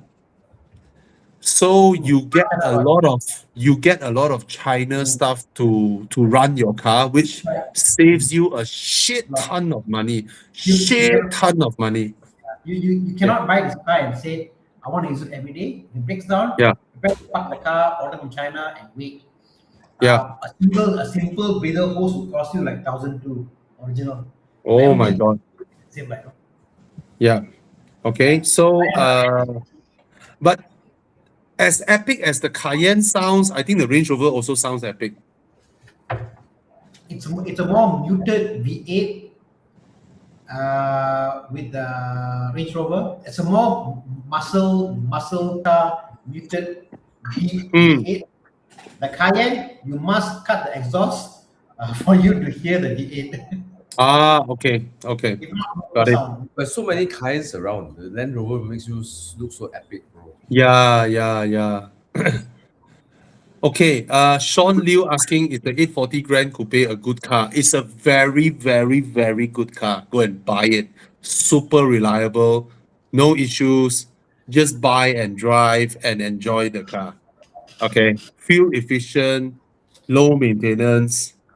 Just buy. Okay, and it has a great engine and an indestructible gearbox, but you still have to manage and maintain it. And you can ajak Tana for a PPI. Okay, Tana can help you give an eye on it, and even give you initial full service on the car and all that. So you can PM Tana, and Tana, if it's nearby, I don't think he mind to join you to look at the PPI and see what needs to be done on the car. All right, it's a fantastic buy. The 40i Grand Now Coupe. it's damn good. Yeah. Price is so good now. Yeah, modern BMWs are super reliable. Bro, when it was launched, it was 1 million plus way. Yeah. Oh my gosh. Oh well. But at 300,000 is a very good price. Yes, it's a fantastic price. Bobby, do Okay. you know what's the landmark of a good manufacturer? Yeah. The gearboxes are solid. I think BMW has come to the point, the modern BMs, Yeah, solid gearboxes, that is the pinnacle. You never hear a modern gearbox in BM failing. It just works. yeah. The ZF 8-speed saved BMW lah, really. If they pick anything else, they're gone. That's the savior. Because last time the ZF 5-speed and 4-speed destroyed BMW. Yeah. Unbelievable, man. The ZF 4-speed also destroyed Audi back then. Lol. My mind is 5-speed. I overhauled my gearbox 3 times, bro. Hey, Three you have times. the CVT. Oh no, that's after your gen, right? What's that? The CVT. Audi. Audi. Okay. Audi in the B8 generation 1.8. That's the CVT. What the heck? Yeah. But the 2-liter is the dual clutch. And that was the dual clutch era. But in the B5, B6 generation, B5 generation, they used the ZF 4-speed for the 1.8 NA and ZF 5-speed for the 1.8 turbo. Both also crap. Both are shit. Absolute shit. Absolute shit. And then the next generation, Audi have 2 shit gearboxes, the dual clutch and the CVT. Both also shit. So, yeah. So now you see Audi, they ditch the dual clutch already. They all go back to 8-speed torque converter. Yeah. You know, it's funny, you know when a car is good when the used gearbox prices for a car is cheap because nobody buys them. Oh, Correct? Because no one buys Yeah, them. no. It's very cheap. yeah. Okay. Gearbox. Okay. Let's answer. Oh, this is interesting. 640i Grand Coupe or the G12 740 Li. I would say the G12 is the better car. It's the better car, even though both are totally different things. And probably the G12 handles better. Yeah, the G generation BMW. I mean, the 7 Series is a bargain lah. 740 Li, 3-liter, non-hybrid. Buy the 7 Series. Buy the 7 Series. Okay, it's reliable. Its interior is fantastic. Handling is brilliant for what it is lah. Huh? Even though the 640i Grand Coupe is the looker, but drive wise, engine wise, everything is already a bit too old. Okay, and it's the old generation N55 engine compared to the B58. Whew. B58. Whew. All right. Yeah, but it doesn't look as sexy as the Grand Coupe lah. Okay, After 12 years in my journey with various car brands, finally decided to trade my C63 and replace it with a 992 Carrera. It'll be my first Porsche. Anything to take note? Nothing. Enjoy the car. Enjoy proper sports car. And you'll be so glad that, last time I paid 4-liter road tax, 6,630 ringgit. Now I pay 3-liter, 2,100 ringgit. And my car is faster. Way faster, handles better. Way faster. Carrera S. My Porsche engine is crazy, bro. It's absolute bonkers, man. It's like their base car itself. Bonkers.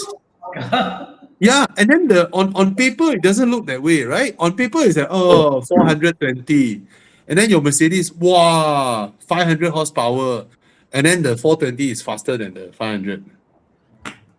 I think when you go fast, you realize that you take a passenger car with horses and a Porsche horses, it's not the same. One would corner every ride. Bonkers. Ref. Bro, even straight line. Look at Alex. Alex is non-S. His one is just the base S Carrera. It's so fast. It is. Of course, Mike helps him tune it. Oh, guys, any one of you here who wants more power out of your car, PM us at Horizon. We'll guide you to someone who can produce more power, more. And Mike is, the good thing with his tuning is that he values a lot on reliability and usability, not just outright power. So Mike's Garage, Mike Yap, will help you do a great job at it. I'll give a testimonial. My Spider. Yeah. He focused more on my mid-range torque and horsepower because that's when you use the car the most. So he wasn't facing to give you last time you do this, now you are this number. Yeah. He's more focused on the range you use the most, drivability. Yeah. Very different. Yeah, and he himself is a very, very good driver. So when let's say you buy some suspension from somebody else, right? Some aftermarket, adjustable suspension. Most people's experience is you are always constantly trying to find a good adjustment for your aftermarket suspension, right? I tell you, you bring it to Mike. Whether you buy from him or not doesn't matter. You bring it to him. Of course, he's going to charge you. That's only fair, right? He's able to tune your car to perfection so that when you drive it, it's fantastic. He is very good at that. Okay. So I don't know what he did to mine, but he's able to tune it to perfection. He has a very delicate feel, you know. So it helps when it's a great driver You must be a himself. good driver. You must be a good driver to appreciate good suspension. Yeah. Yeah. Did I tell you, Yeah. bro? I let him drive my Alpine. In less Yeah. than 3 minutes, he's going sideways with my car. Then he look at me and talk to me while he going sideways. Mm. Thomas, the car like to go sideways. Then I say, bro, look in front, don't look at me. Sean Liu said it's still undecided to go 440i or 840i. I would go for the 840i. Me too. Okay. You sit differently in the 840i versus a 440i. The seats are different. The way you are able to sit is also different. I appreciate the seating position of the 840i, the Grand Tourer kind of BMW seating position, way more than the regular S3 series seating position of the 440i. Even though the 440i is beautiful. No lah, M4 is beautiful. 440i, the love shape grill, don't know lah.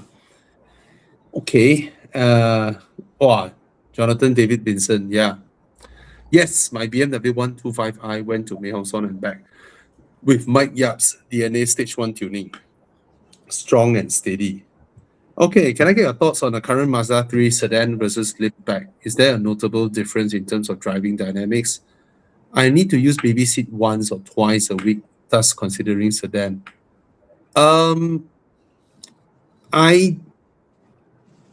I don't know if there is a huge difference with the interior room. Both are tight.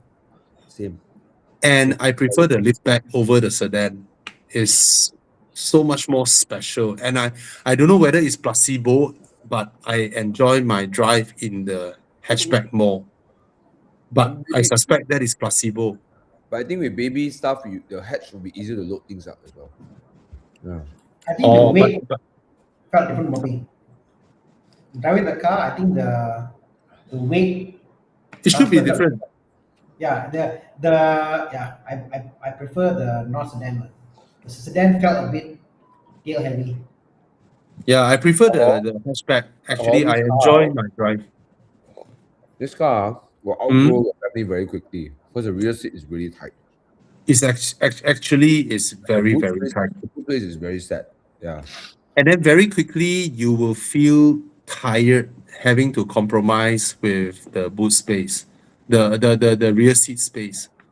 But I know maybe you like the car a lot, but I would treat this car as a by the way rear seat.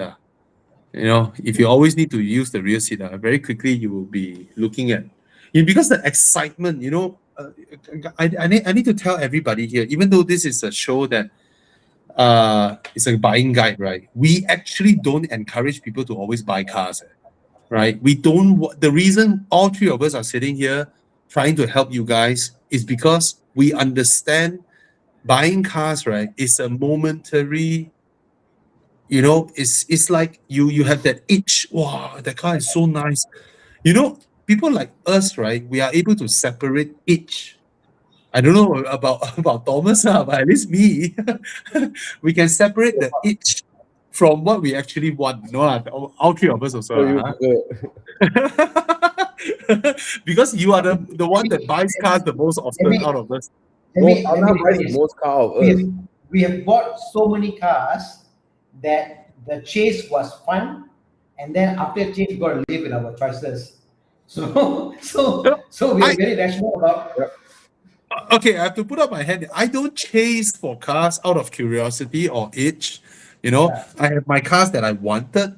I got them, and it's very hard to talk me into buying mode, because if I get excited with cars all the time and buy, I tell you, I'm bankrupt already, right? So we don't want people to buy the wrong car. So usually, if someone tells us I need a sedan, I don't have a baby, we'll happily recommend the Mazda 3. But if you tell us you need to use baby seat and all that, right? You are fine with it now, maybe, but when your wife begins to complain, because your wife, once you put the baby behind, right, your wife will no longer be sitting next to you, you know. Your wife will be sitting behind next to the baby. Bumpy And as at first, yeah, probably you can shift the front seat a bit, right?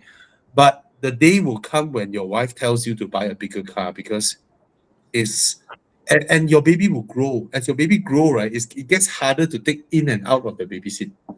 All right. So as much as you love the car, I love the car as well. But if you have a child, I don't think the Mazda 3 is the best choice. Agree. Right. Con had a huge ass baby seat. And Yep. Con couldn't move the baby seat into the Mazda 3. The Can't. Oh, CX3. Very Sorry. similar. CX3. But Even worse. Mazda 3 also is a even tight. worse.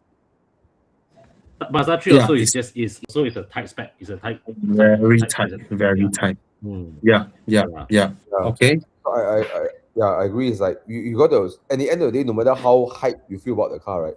The Yeah. other thing to think about is how long you're going to stay with the car. Hmm. Yeah. Because you get I resentful. am of the opinion that if you manage to buy something you like, it's very easy to own the car 8 years, 10 years.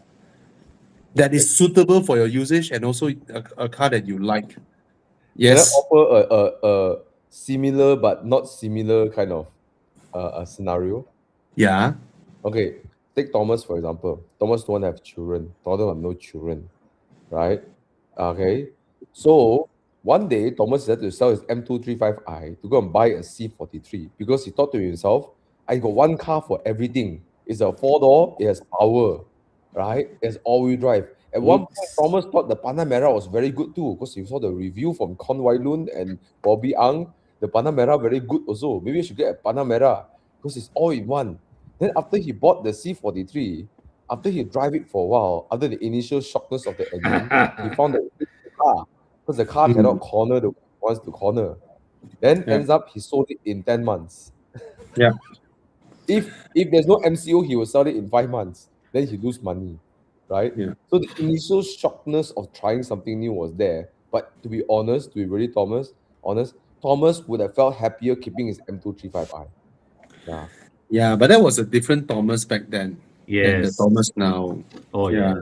Because he's not so exposed to so many cars now. Yeah, Like now you're he right. does. You're right. Yeah, back then he has his 235i, you know, and then wow, C43, wow, bigger engine, wow.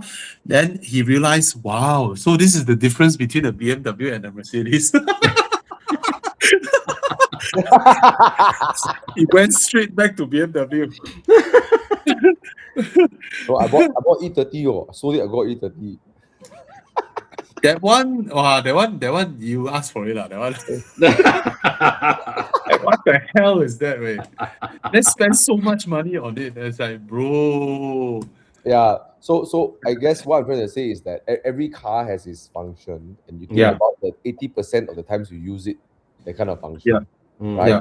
That should be the kind of thought process. Yeah. You should look away from the hype and say, what is the 80% usage? Like my McLaren, I know the 80% usage of the car is to whack the car, right? Then but if I'm daily the McLaren, I'll come out grumpy every day, right? Because you very small talk, you like parking that Yeah. one asshole, then you must park. If someone park next to you, then you cannot enter your car because you cannot open the door, you know, right? You know, yeah. And you're very lucky you also have a wife that knows exactly what you want. Yeah. So she pull your handbrake on the Lotus Electra. Yeah. Yeah. Oh, she's now Are you sure you want this, baby? Yeah. But why you want it for? Maybe you get fetched by father. So how often your father come KL? Yeah, okay. If they come KL, do they drive or you drive? Yeah, my dad like drive himself. No? Checkmate. Yeah. No argument. Yeah. No argument. Yeah. But the Electra now starts at 499. Right? Okay. Bro, Would you buy 499. Electra or buy a Zeekr? Sorry? Would you buy Electra or buy a Zeekr? Zeekr. So what's the appeal of Emira now? Because Zeekr is like like 20% less handling than Electra. Okay. Okay, if you ask me, which exterior design tickles Electra. tickles my balls more, is the Electra. Yeah. Okay. And which one is more sport SUV to drive? Is the Electra. Electra. Yeah. Mm. But 99% of the time, we won't be going up Genting with these cars because it won't be the first choice. Yeah. Right? I came to this realization after I bought my long time dream Audi RS6. Mm-hmm. Right? You never see me bring it up Genting, right? Because it's not suitable in that environment. The only environment is suited for is for either long distance drive Mm-hmm. or serve as your daily car. And then when you are doing daily things with the car, right? You'll be questioning yourself, why am I paying 4-liter road tax when whatever I do 99% of the time, a 2-liter can do it. Right? Yeah. So Yeah. that's why I came to the conclusion that in this future of EV world, Mm-hmm. where EVs can do the same acceleration as your M5, RS6, or AMG, and these three cars you won't enjoy bringing up Genting anyway compared to a Cayman or a Lotus, right? Mm-hmm. Or a Suzuki Swift Sport, for that matter, right? They drive better up this kind of exciting driving roads, right? So you'll be using it on what your daily, you pay toll, Kerinci, straight road and all that, and an EV can do that. So Yeah. I believe in the future, if these three things, M, AMG, RS, want to survive, right, they have to go back to NA engines with beautiful engine sounds. Then there is a reason to buy them. Yeah. If not, right, if they are still turbocharged, right, I don't know, man. I don't know. That's maybe still a lot of people would sort of like, oh, I haven't owned an M in my life. I still want an M. Mm. But I think the advice that Reza gave Thomas stays true. If you want a sports car, get a proper sports car. You know, none of these are proper sports cars. Yeah. Be it, none of them are proper Yeah. sports cars. Yeah. Anyway, so some question on this. Sorry, Tana? Isaac Tan. Isaac Tan, 8665. That's a good one. Okay. Let's select his one first. Isaac Tan, 8665. Yep. Hey guys, how about F10 LCI or Audi A4 B9? F10 LCI for me, since both are 50K. F10 looks a bit daddy's car, but also worried about reliability. And I don't think the B9 is unreliable. It's not. Yeah. Yeah, Mm. the B9, we never heard of reliability issues. Yeah. If you ask me which car is more fun to drive, even though the BMW has BMW handling and all that, right?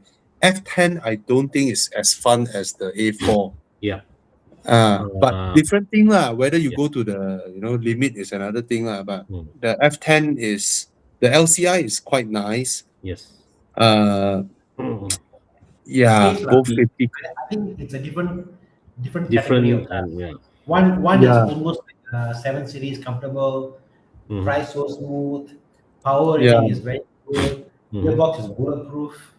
The A4 Yeah. gearbox is still, Oh yeah, it's still the DSG gearbox. Mm. gearbox, a bit kurang, whatever. The 8 HP 45 on the BMW is bulletproof, and the LCI comes with a digital cluster. It's a better family car, Mhm. that is for sure. Mm. Reliable, Mm. but not as sharp handling as a 3 Series or a Audi A4 or Yeah. Audi A4 is more Yeah. fun, And the interior would have begun deteriorating by now. The Yeah. F10. Yeah. Yeah. Audi, I Audi would. better.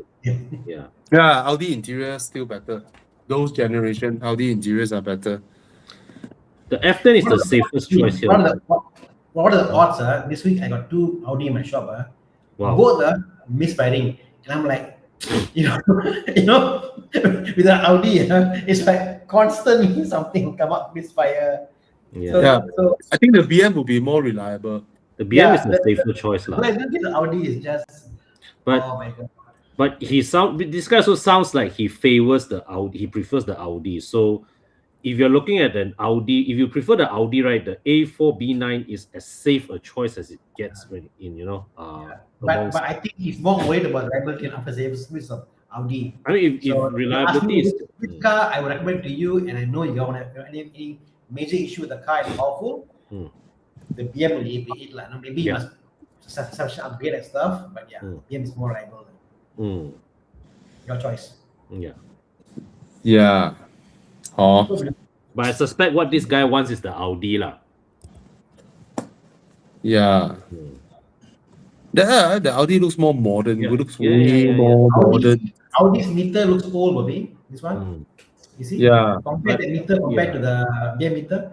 Yeah. BM meter is True. full digital. Actually, this digital LCD looks good, even though it has no function. Digital for the sake of digital, but no function. Correct. The LCI meter looks Hmm. good. Yes. Looks That's very the- good. That actually is the I think the Sweet spot. the best BMW digital meter. That Yes, and correct. the Yeah. G30 pre-facelift meters. Correct. Yeah. I love the LCI 528. Yeah. Crazy, why? Yeah. What 250 versus 180 on the 520, right? What? Mm-hmm. The 528 and the 520 Huh? power difference is like 250 and 180 around there, right? Yes, correct. Like Correct.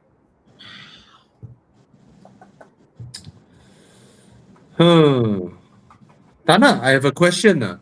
yes, If you have a BMW 530e now, G30, okay. G30 530e. Hmm? Used car currently their selling price is about 70,000. Okay. If you bring your 530e to a used car dealer, of which they are selling at 70K, how much you think the dealer would take in from you? I can check for you now. My guess. My guess is Oh. 50. No, 50, if this one is if they are advertising at 50 now, It's much you'll be lower. lucky to get 13. You get lucky to get 40. Yeah. Okay, Correct. so back to his question. Should we advise him to get a 530e instead? Even though it's hybrid, yeah. but the modern G30 platform, I believe, will still be relatively trouble-free compared to a 2014 F10 or a 2017 Audi A4 B9. Mm, For me, the 530, for me, the G30 hybrid, not hybrid, prices are not that much of a difference. I don't mind paying the extra. You see, what's the cheapest G30? It's a lot higher, bro. 530i is about 500. 80. 700. I know, but his budget is 50. You cannot ask him to go Yeah, 80, right? Bobby, he is taking a 2014 car, cash buy.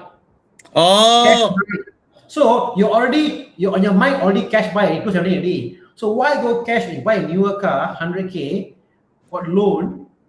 What's the point? maybe he couldn't get a loan. Okay, Isaac. Okay, Isaac, since you have the budget to buy cash, right? And I think your profile looks young.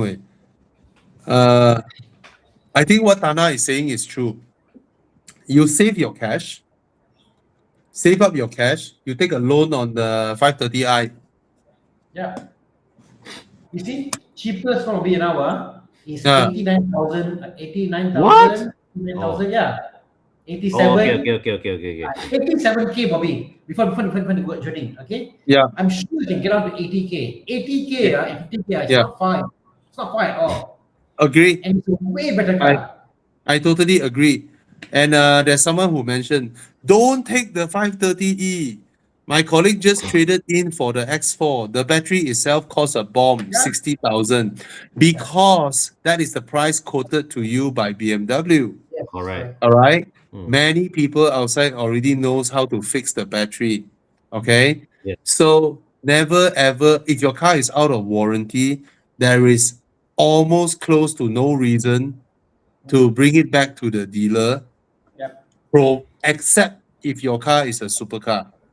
Okay, if your car is not a supercar, there is almost no reason I can think of to go back to The pricing official is dealer. the pricing Yeah. is below 6K for me for one module. Yeah, there is almost no reason I can think of to go back to 4S dealer to fix your regular premium cars. BMW, Mercedes, Audi, even the four-door Porsches are considered regular cars. Okay. I would only suggest like Ferrari, Lambo, McLaren, all this to go back to the official dealer in Malaysia. All right. These prices are ridiculous. I mean, they're yeah, it's crazy. All right. You buy It's- a 530E when your mindset is like, or 330E, the mindset is my car is a car I keep for 5 years. I buy, I sell, whatever lose, I lose, I don't mind. You buy, I still say buy the hybrid because why? It'll give you an unparalleled driving experience like any other, no other car. Actually, Exactly. Acceleration. For me, I have a 330E, okay? I bought because there is no BMW I can buy which give me that amount of acceleration, the comfort, the feel, Yeah. like 330E. Yeah. There's none out there. I love the Yeah. hybrid. It drives. Mm. So Yeah. I not for the price. Yeah. Yeah. uh, Okay. one for Jihan 92, right? Yes, a used G30 is a good replacement for your Harrier. Yeah. Yeah. But your Harrier is so new. Why you need another car? I just want to ask. Your Harrier is only 5-year-old, right? Mm. Yeah. A 5-year-old Toyota is so new. Yeah. Wow. I swipe my hand right there, right? Then my phone scrolls up, scares me a bit. So it's a Huawei shit. Yurik Yap asked question for the 520 and the 530. BM has got this history of even the 528 and the F10 versus their 520, and then now the G20. Yeah. On paper, it's the same, but internally it's different. There's some shit that goes on. The pistons are I see. different. Pistons, it's just different, you know. The block It's is not the same, right? Huh? The block block is the same. The Yeah. block the same. Internally, they're all different. Different Mm. compression ratio means something will happen with the conrod longer, whatever, make it different, tune different, it's different parts, like no different piston. They're way different. Guys, hey, Thomas, check out this one. I drive a Proton Iris 2022. My dad wants to upgrade my car. 500 to 600K budget. He thinks maybe a A45S. Okay, Ask him to whatever buy your a dad. property, lah, bro. I mean, if your dad wants to spend that kind of money, then Well done. go ahead, no? Well done. You swim You well won the amongst the lottery. other. Congrats to winning the swimming competition, beating another 100 million. You know, and because you swim so hard, your dad wants to, life. Some people Okay. end up in the drain. Some end up in tissue. Then some people cannot swallow. Oh my god. Oh. Oh, Okay, Chiang, some end up where? end up where? What you want to say, Thomas? In someone's Wait, what- asshole. Where you want to go? Hey, it's true. What the fuck? Yeah. Sorry. Hey, Oh, Thomas wake up already. we don't judge. I'm always awake. Yeah. Anyway, okay, Let's do Chiang, it. let's go straight into Duke. Where's my car? Yeah. Thomas want to log off already. Dung, dung, dung, dung. Log off few hours ago. Log off. Already. Yeah. Wow, Lotus Electra 499 now. Emeya 489. Woo! Yeah. 489. I think you woke up any paper, Eugene. Thomas Thomas really Why? You lah. What I do? Huh? What you do? I don't know. When did you? Audi Q3.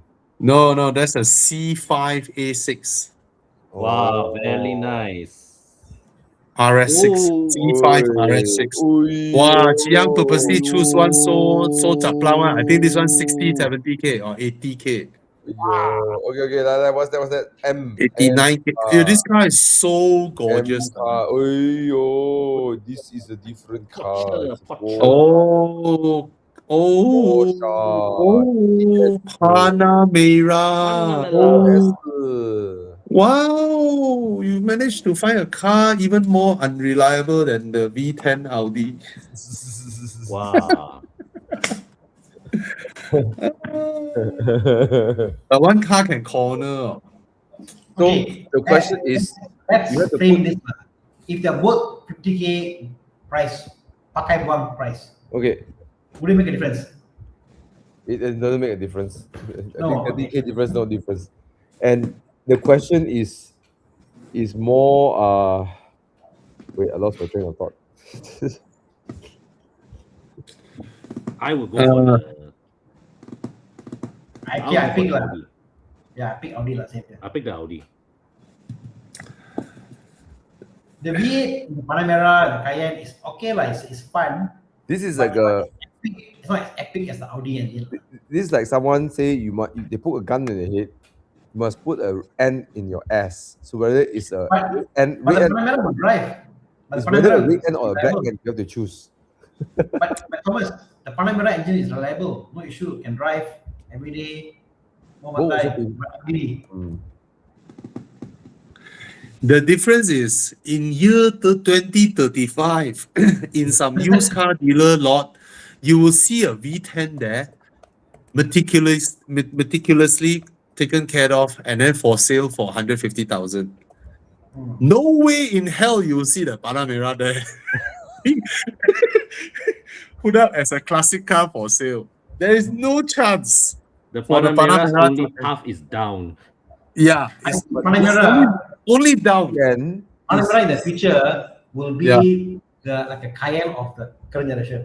Yeah, 17K, 21K. the Audi Because at least the Cayenne got some love. They take, they modify, do whatever. The Panamera, even the Panamera owners are shy to bring it out. They have the car, they won't bring it out. They park in the house. They always suffer the losses. It's fine. I park at home. I don't bring it out. Yeah. If the car can move, lah. No, car can move. Oh, God, the car can move. It's high road tax, so they bring at night or whatever event, and they park in the house.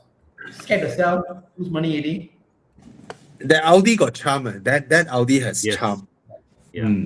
and the Yeah. other one is one drives better than the other. Way better. The Panamera drives way better than the Audi by far, bro. By far.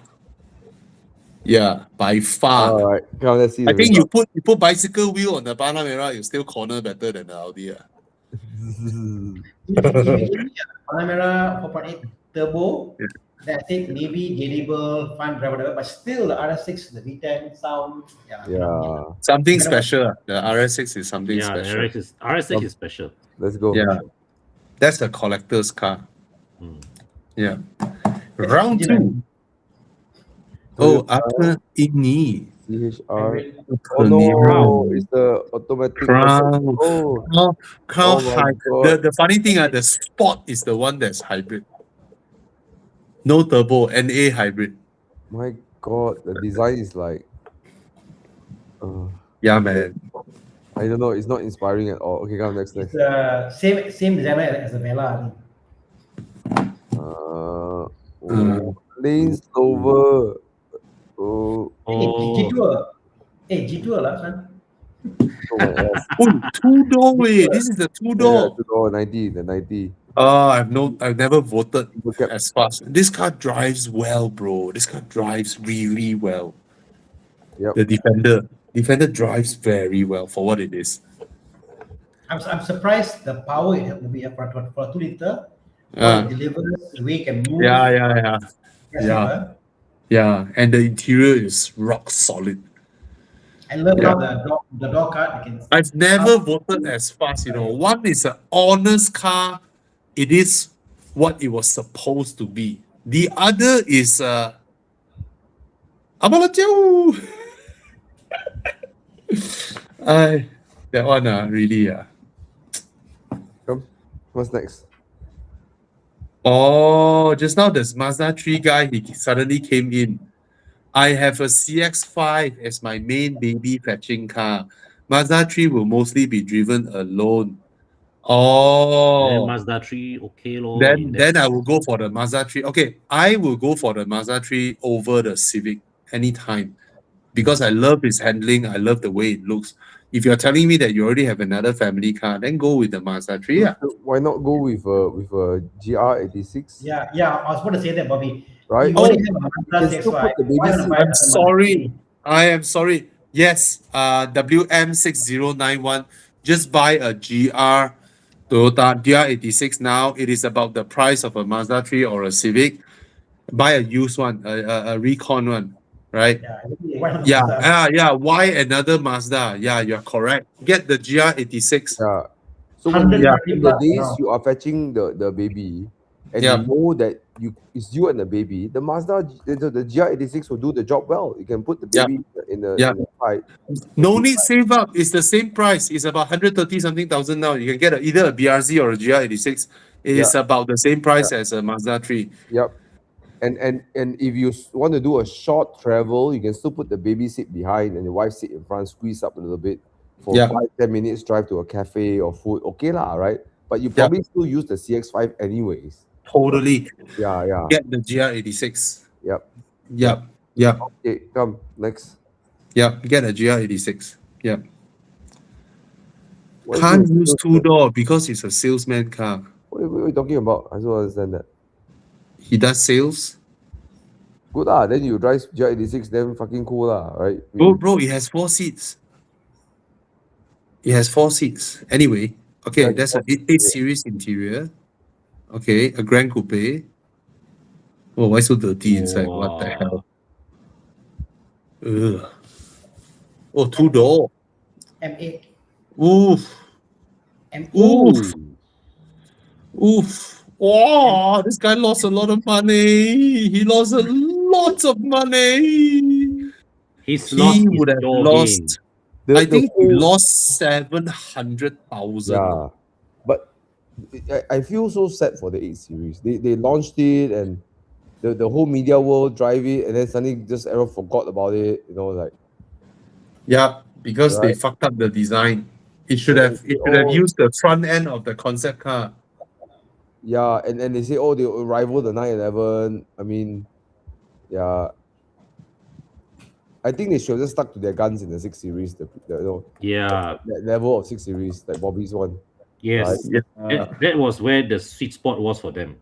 Yeah, entry level Grand Coupe, but very well sorted, right? They should just Oh make a my god, bro. He lost 900,000. !aiyo! 900,000 ringgit depreciation. But if you got money lose, then why not? Am I? Right? No, never mind咯，係咪？ Right? How you know? 我哋係窮人嘛，you know？ Are you sure? 嗌後年有錢嘅，後年要錢。後年有錢嘅，係嗰啲客家。 Bro, did you guys check the GR Yaris prices? No, No, under No, 40,000. please, are you going to surprise us? If I don't remember wrongly, people who buy the GR Yaris by now, they have lost in a couple of years, given it's a collector's Toyota, I think they lost 200,000. wait, how much is it now? 180, right? It's cheap now. Ah, stupid Toyota. They sell the 1.5 NA GR Yaris. So now I search Muda, all the 1.5 came out. Let me type 160, 1.6. 160 around there. Yeah. Yeah. Okay, now you can buy a GR Yaris for 127,000. 1.6 one, performance one, the rally one, 127,000 you can get a GR Yaris, the collector GR Yaris. No lah, 1.6 is not the 1.6 is Yeah, not. 1.63 cylinder. It is. Yes, it's the Alah. 1.5 is the NA one. Bro, rally bred, limited, 127,000 ringgit. Brand new, they bought how much? The steering is so disgusting. The interior, the whole interior is disgusting. This car. It's like Yaris. Right. The Yaris hatchback No, Bro, or what call it? bro, they lost almost 200,000 ringgit in how many years? 4 years. In 4 years' time, they lost almost That is 200,000 ringgit crazy depreciation for a Toyota. on a GR Yaris. Yeah, Toyota, Yeah. best resale value. Toyota. That's why I say resale value is model dependent, Yes. okay, and situational dependent. So, yeah, don't see even this like- one. WRC limited edition way. Fly kite. The only Yeah. GR Yaris really solid is GR-MN. Wow, they were different. Mm. But man, I don't know. I when this car came out, when I finally got to drive it, I felt a bit, lackluster like that. Oh, Mm. it dies very quickly. The feeling, Yeah. Yeah. Maybe come next. Okay. What's the next car? M8 competition versus McLaren. 570. Whoa. McLaren. My car lelon. 57 CAS. 600K. I almost bought this car away. This specific model. This car. Really? Yeah. Yeah. Then what happened? You suddenly decided, my No, God, how can I no. spend? Huh? Jiang. Go back to the interior. I'll show you why. The interior looks like someone's G-string. Bro, look the red color. Bro. Then the seats also, bro. Cannot see the seats, but yeah. Anyway. Yeah. No. Thomas is like, I almost wanted to buy the 570S. Then suddenly I opened my glove box in my Porsche. Why got extra 500K here? Okay lah, buy the 600 LT. Hey, you know my sales LT, I hit the monkey, right? So my Yeah. bumper is like hanging out a little bit, no? Yeah. So at Langkawi, I still drove the car where the bumper Yeah. is not hatched, there's no latch, ma. Yeah. So I go and speed until 200, no? Then my bumper is like hitting the floor because the aerodynamics pushing the bumper away from the. Wow. Yeah. You know why he did that? Why? Because insurance approved already. I got a new bumper. Bro, I had to pay 25%, bro. I bet you're doing that. Gra. Fucker. What's the excess? 11,000. Excess Okay, man. And then betterment 25%. So I'm fucked. Woo! Meaning Pay 25% of the 200K lah. you have to pay. Yes. Okay lah, 40K, 50K. 50K, bro. Then plus excess too high all like that. Excess amount. Okay lah, 50K plus 11K is 61K lah. Oh, too high oh. More than that. 60K for a monkey. Fucker. Imagine the monkey jump out, bro. The monkey jump out. Bro, You do that 2 times, can buy a GR. Bro, hey, Bobby, I tell you, Yes. guys, Yes. I was like driving all around Thailand, right? I feel like a Yeah. boss, like people say McLaren cannot, Walao, I drove McLaren there, bro, LT, drove the fucking car all the way and back. I like feel like a fucking boss, man. I want to tell the whole world and do it. See, by one monkey came out, ruined everything. Oh well. My roof lining fell also. But wait, the only thing that's You need more a price. wait, there are two things fail my car. My glove Yeah. box, my center's console glove box are not open, right? Yeah. And my sunglasses stuck inside there. Then when I reached to Khao Yai, Bangkok there, my roof lining started to fall off. So only Yeah. two things failed in the car, but mechanically everything was sound. I was so proud of the car. The You know, level of protection is so low, even the roof lining fell off, you say, okay, no problem. Bobby, Thomas needs a private driver to drive for him to scout the car. So wherever he goes, got a car and not a cheaper car to make way for him. So that the car went up. The anti-monkey car. Anyways, Anyway, cheaper that way. I would go for the 570. It's such a brilliant car. I fucking love the car, man. Yeah. I have a soft spot for the M8. I have no spot for the 570. Okay. I know it's a sports car, but I'm not a sports car guy, you know. You know, I will pick the M8. Yeah. Yeah. I'm a finance Yeah. guy. I think it's stupid to buy the M8. So, Yeah, but at 500,000, it will still go down at 500,000. yeah, I find okay, I'll go down. The McLaren Yeah. it will stay there already. lah. We stay there, Yeah. correct? I find it's like wasting money buying the M8 at this price. Sorry. But Yeah. the McLaren is as comfortable, if not probably more comfortable than the M8. Yeah. McLaren's comfort is unnatural, man. Yep. Okay, you convinced me already. I voted for the McLaren. My car, though. My So- car. Leh. Because it will hold its value, Yeah. because it's a supercar. Then next time I can trade for something else. Mm. Or I can trade for a Lotus Electra. Imagine people ask Thomas, and then the guy who asked him will get shut up so quick. Thomas, why you didn't buy the Lotus Electra? Oh, I bought a McLaren.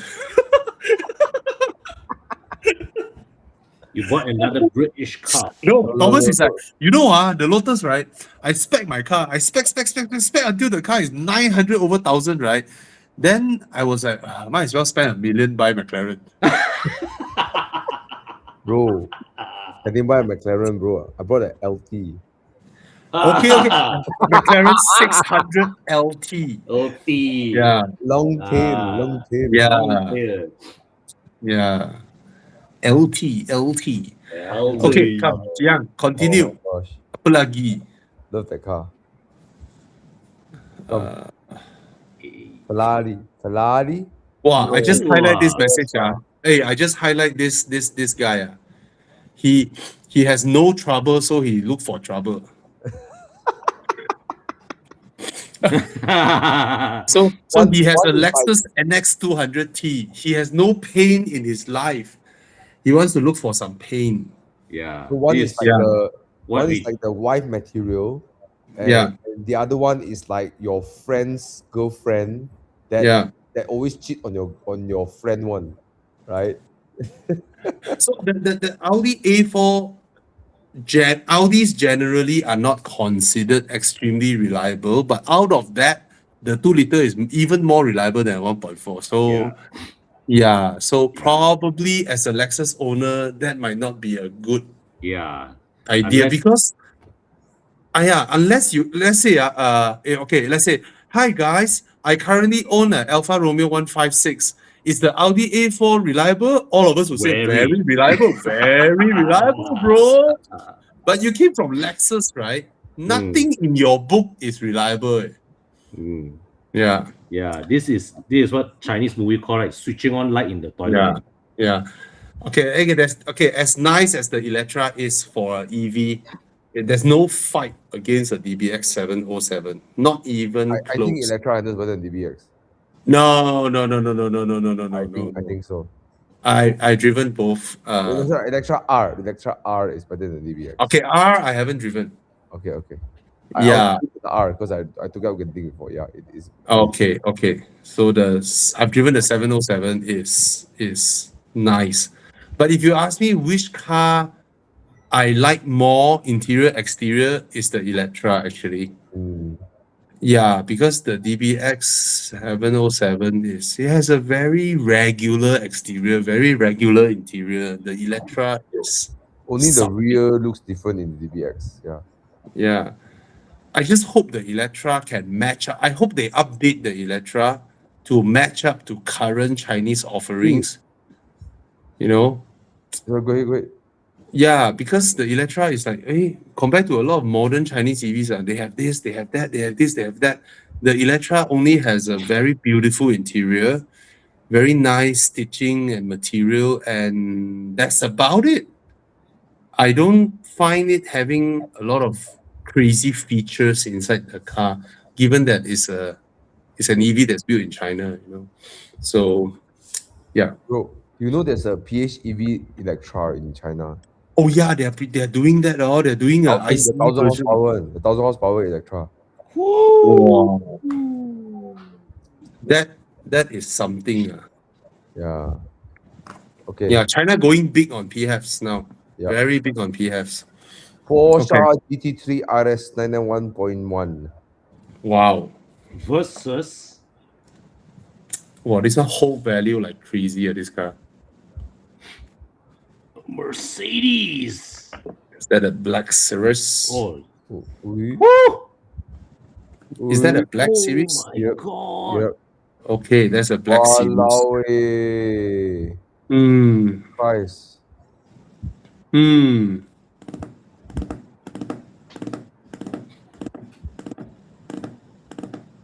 I'll go Hmm. with, I'll be very plain Jane, normal guy. I'll go for the Porsche. lah. What a statement, right? I'll go for the normal car. Normal guy.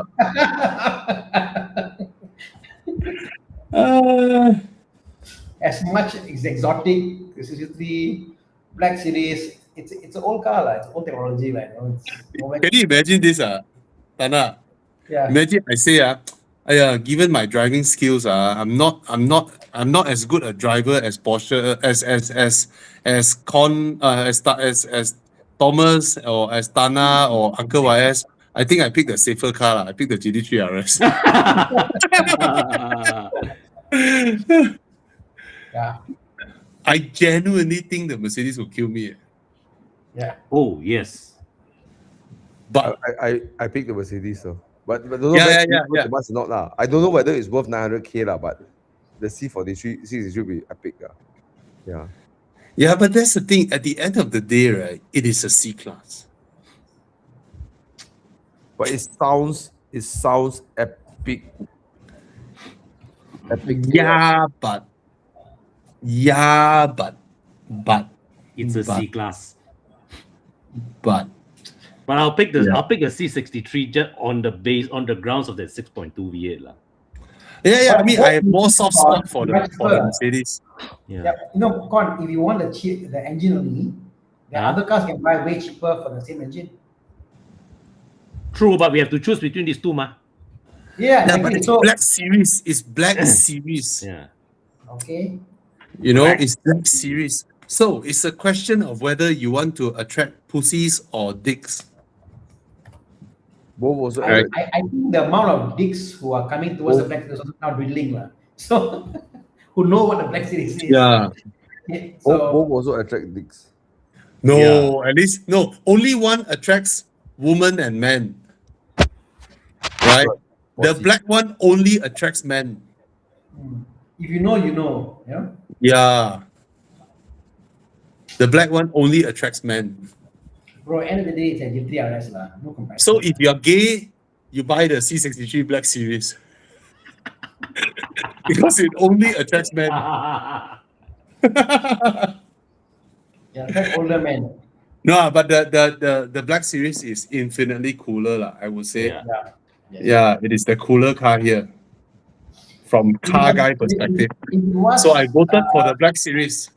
yeah, if it was a different Black Series for me, maybe I'll think about it. Maybe a AMG GT Black Series. Then maybe. But you know me, right, Tana? If gun to my head, I must buy either one of this, right? I have a softer spot towards the C63. Oh yes. I just don't Yeah. like this Black Series. Yeah. It's just that it's a non-logical choice, lah, huh? Because it's way because it's fun to when normal car people won't appreciate it. Hmm.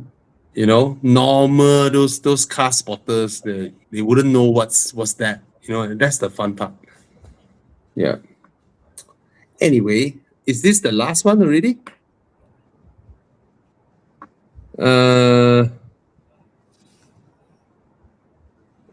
What is that question? Okay, not much of question. Right, everyone. I'm gonna KO already. Yeah, we know. That's why we are ending it already. Right. Thank you. All right. So thank you so much, guys. And guys. if you want to know how to be a millionaire, contact Thomas and attend his class. Yeah, Con can help Thomas. you on that. Yeah. And for anyone looking for a used car or whatever, can also look for Con. And of course, when you're looking for used car, you need an eye for it, someone to help you PPI or take care of it. Tana, He's always there to help. Yeah. And for Porsche owners out there, Tana actually have a new Porsche workshop. Actually, no longer new, wow already. Yeah. Yeah. And Yeah. thank you so much for joining us. And please mark your calendars, 24th of May. I'll be doing an event whereby What's happening? I handpicked a few of the EVs that I like, and I got them to display the cars there. So when we announce what it is, you guys all can go there and test drive and experience it. Okay? Nice. So it'll be on the 24th of May, and something's going on. And yeah, for those who don't know, Keith Sinclair is in town. All right, the guy who driven all the way, he shipped his car from US to Europe and then drove all the way from Europe to Malaysia, passing by Kazakhstan. Anyone who wants to follow him on IG, just search Sinclair's Search. Okay, so Sinclair Search. Then you guys can follow his journey here. Epic journey. He installed a hammock on the back of his Dodge Challenger. For him to sleep and for him to exercise pull-ups. And he cut a hole on his bonnet, so he installed a stove inside. He can cook his food because he just parked in the outdoors and sleep on his hammock in the middle of Kazakhstan or nowhere, And he upgraded his Dodge Challenger with a shampoo dispenser on his rear bumper and water tap hose on his rear bumper. Wow. So he's been on the road for 2 years already. Amazing. So so that's him. So we met him that day, and then he asked me for some favor. He's like, anyone can help me cut my front center console so I can have a cushion, because he picked up a girlfriend in Laos on his way here. She's from Romania, and maybe she needs to lean over sometimes to look for something. So so I brought him to Bufori. Good call. So anyway, and then he had an engine problem. Then Buforis, they know their Hemi V8, so no problem lah. Fantastic. Anyway, you were a lifesaver, man. Yeah, he's in town. Okay, so all right, guys, thank you so much, and Thank you, Bobby. Good night. Thank you, Con. Thank you, Tana. Thank you, Thomas. Good night. Thank you. Good night.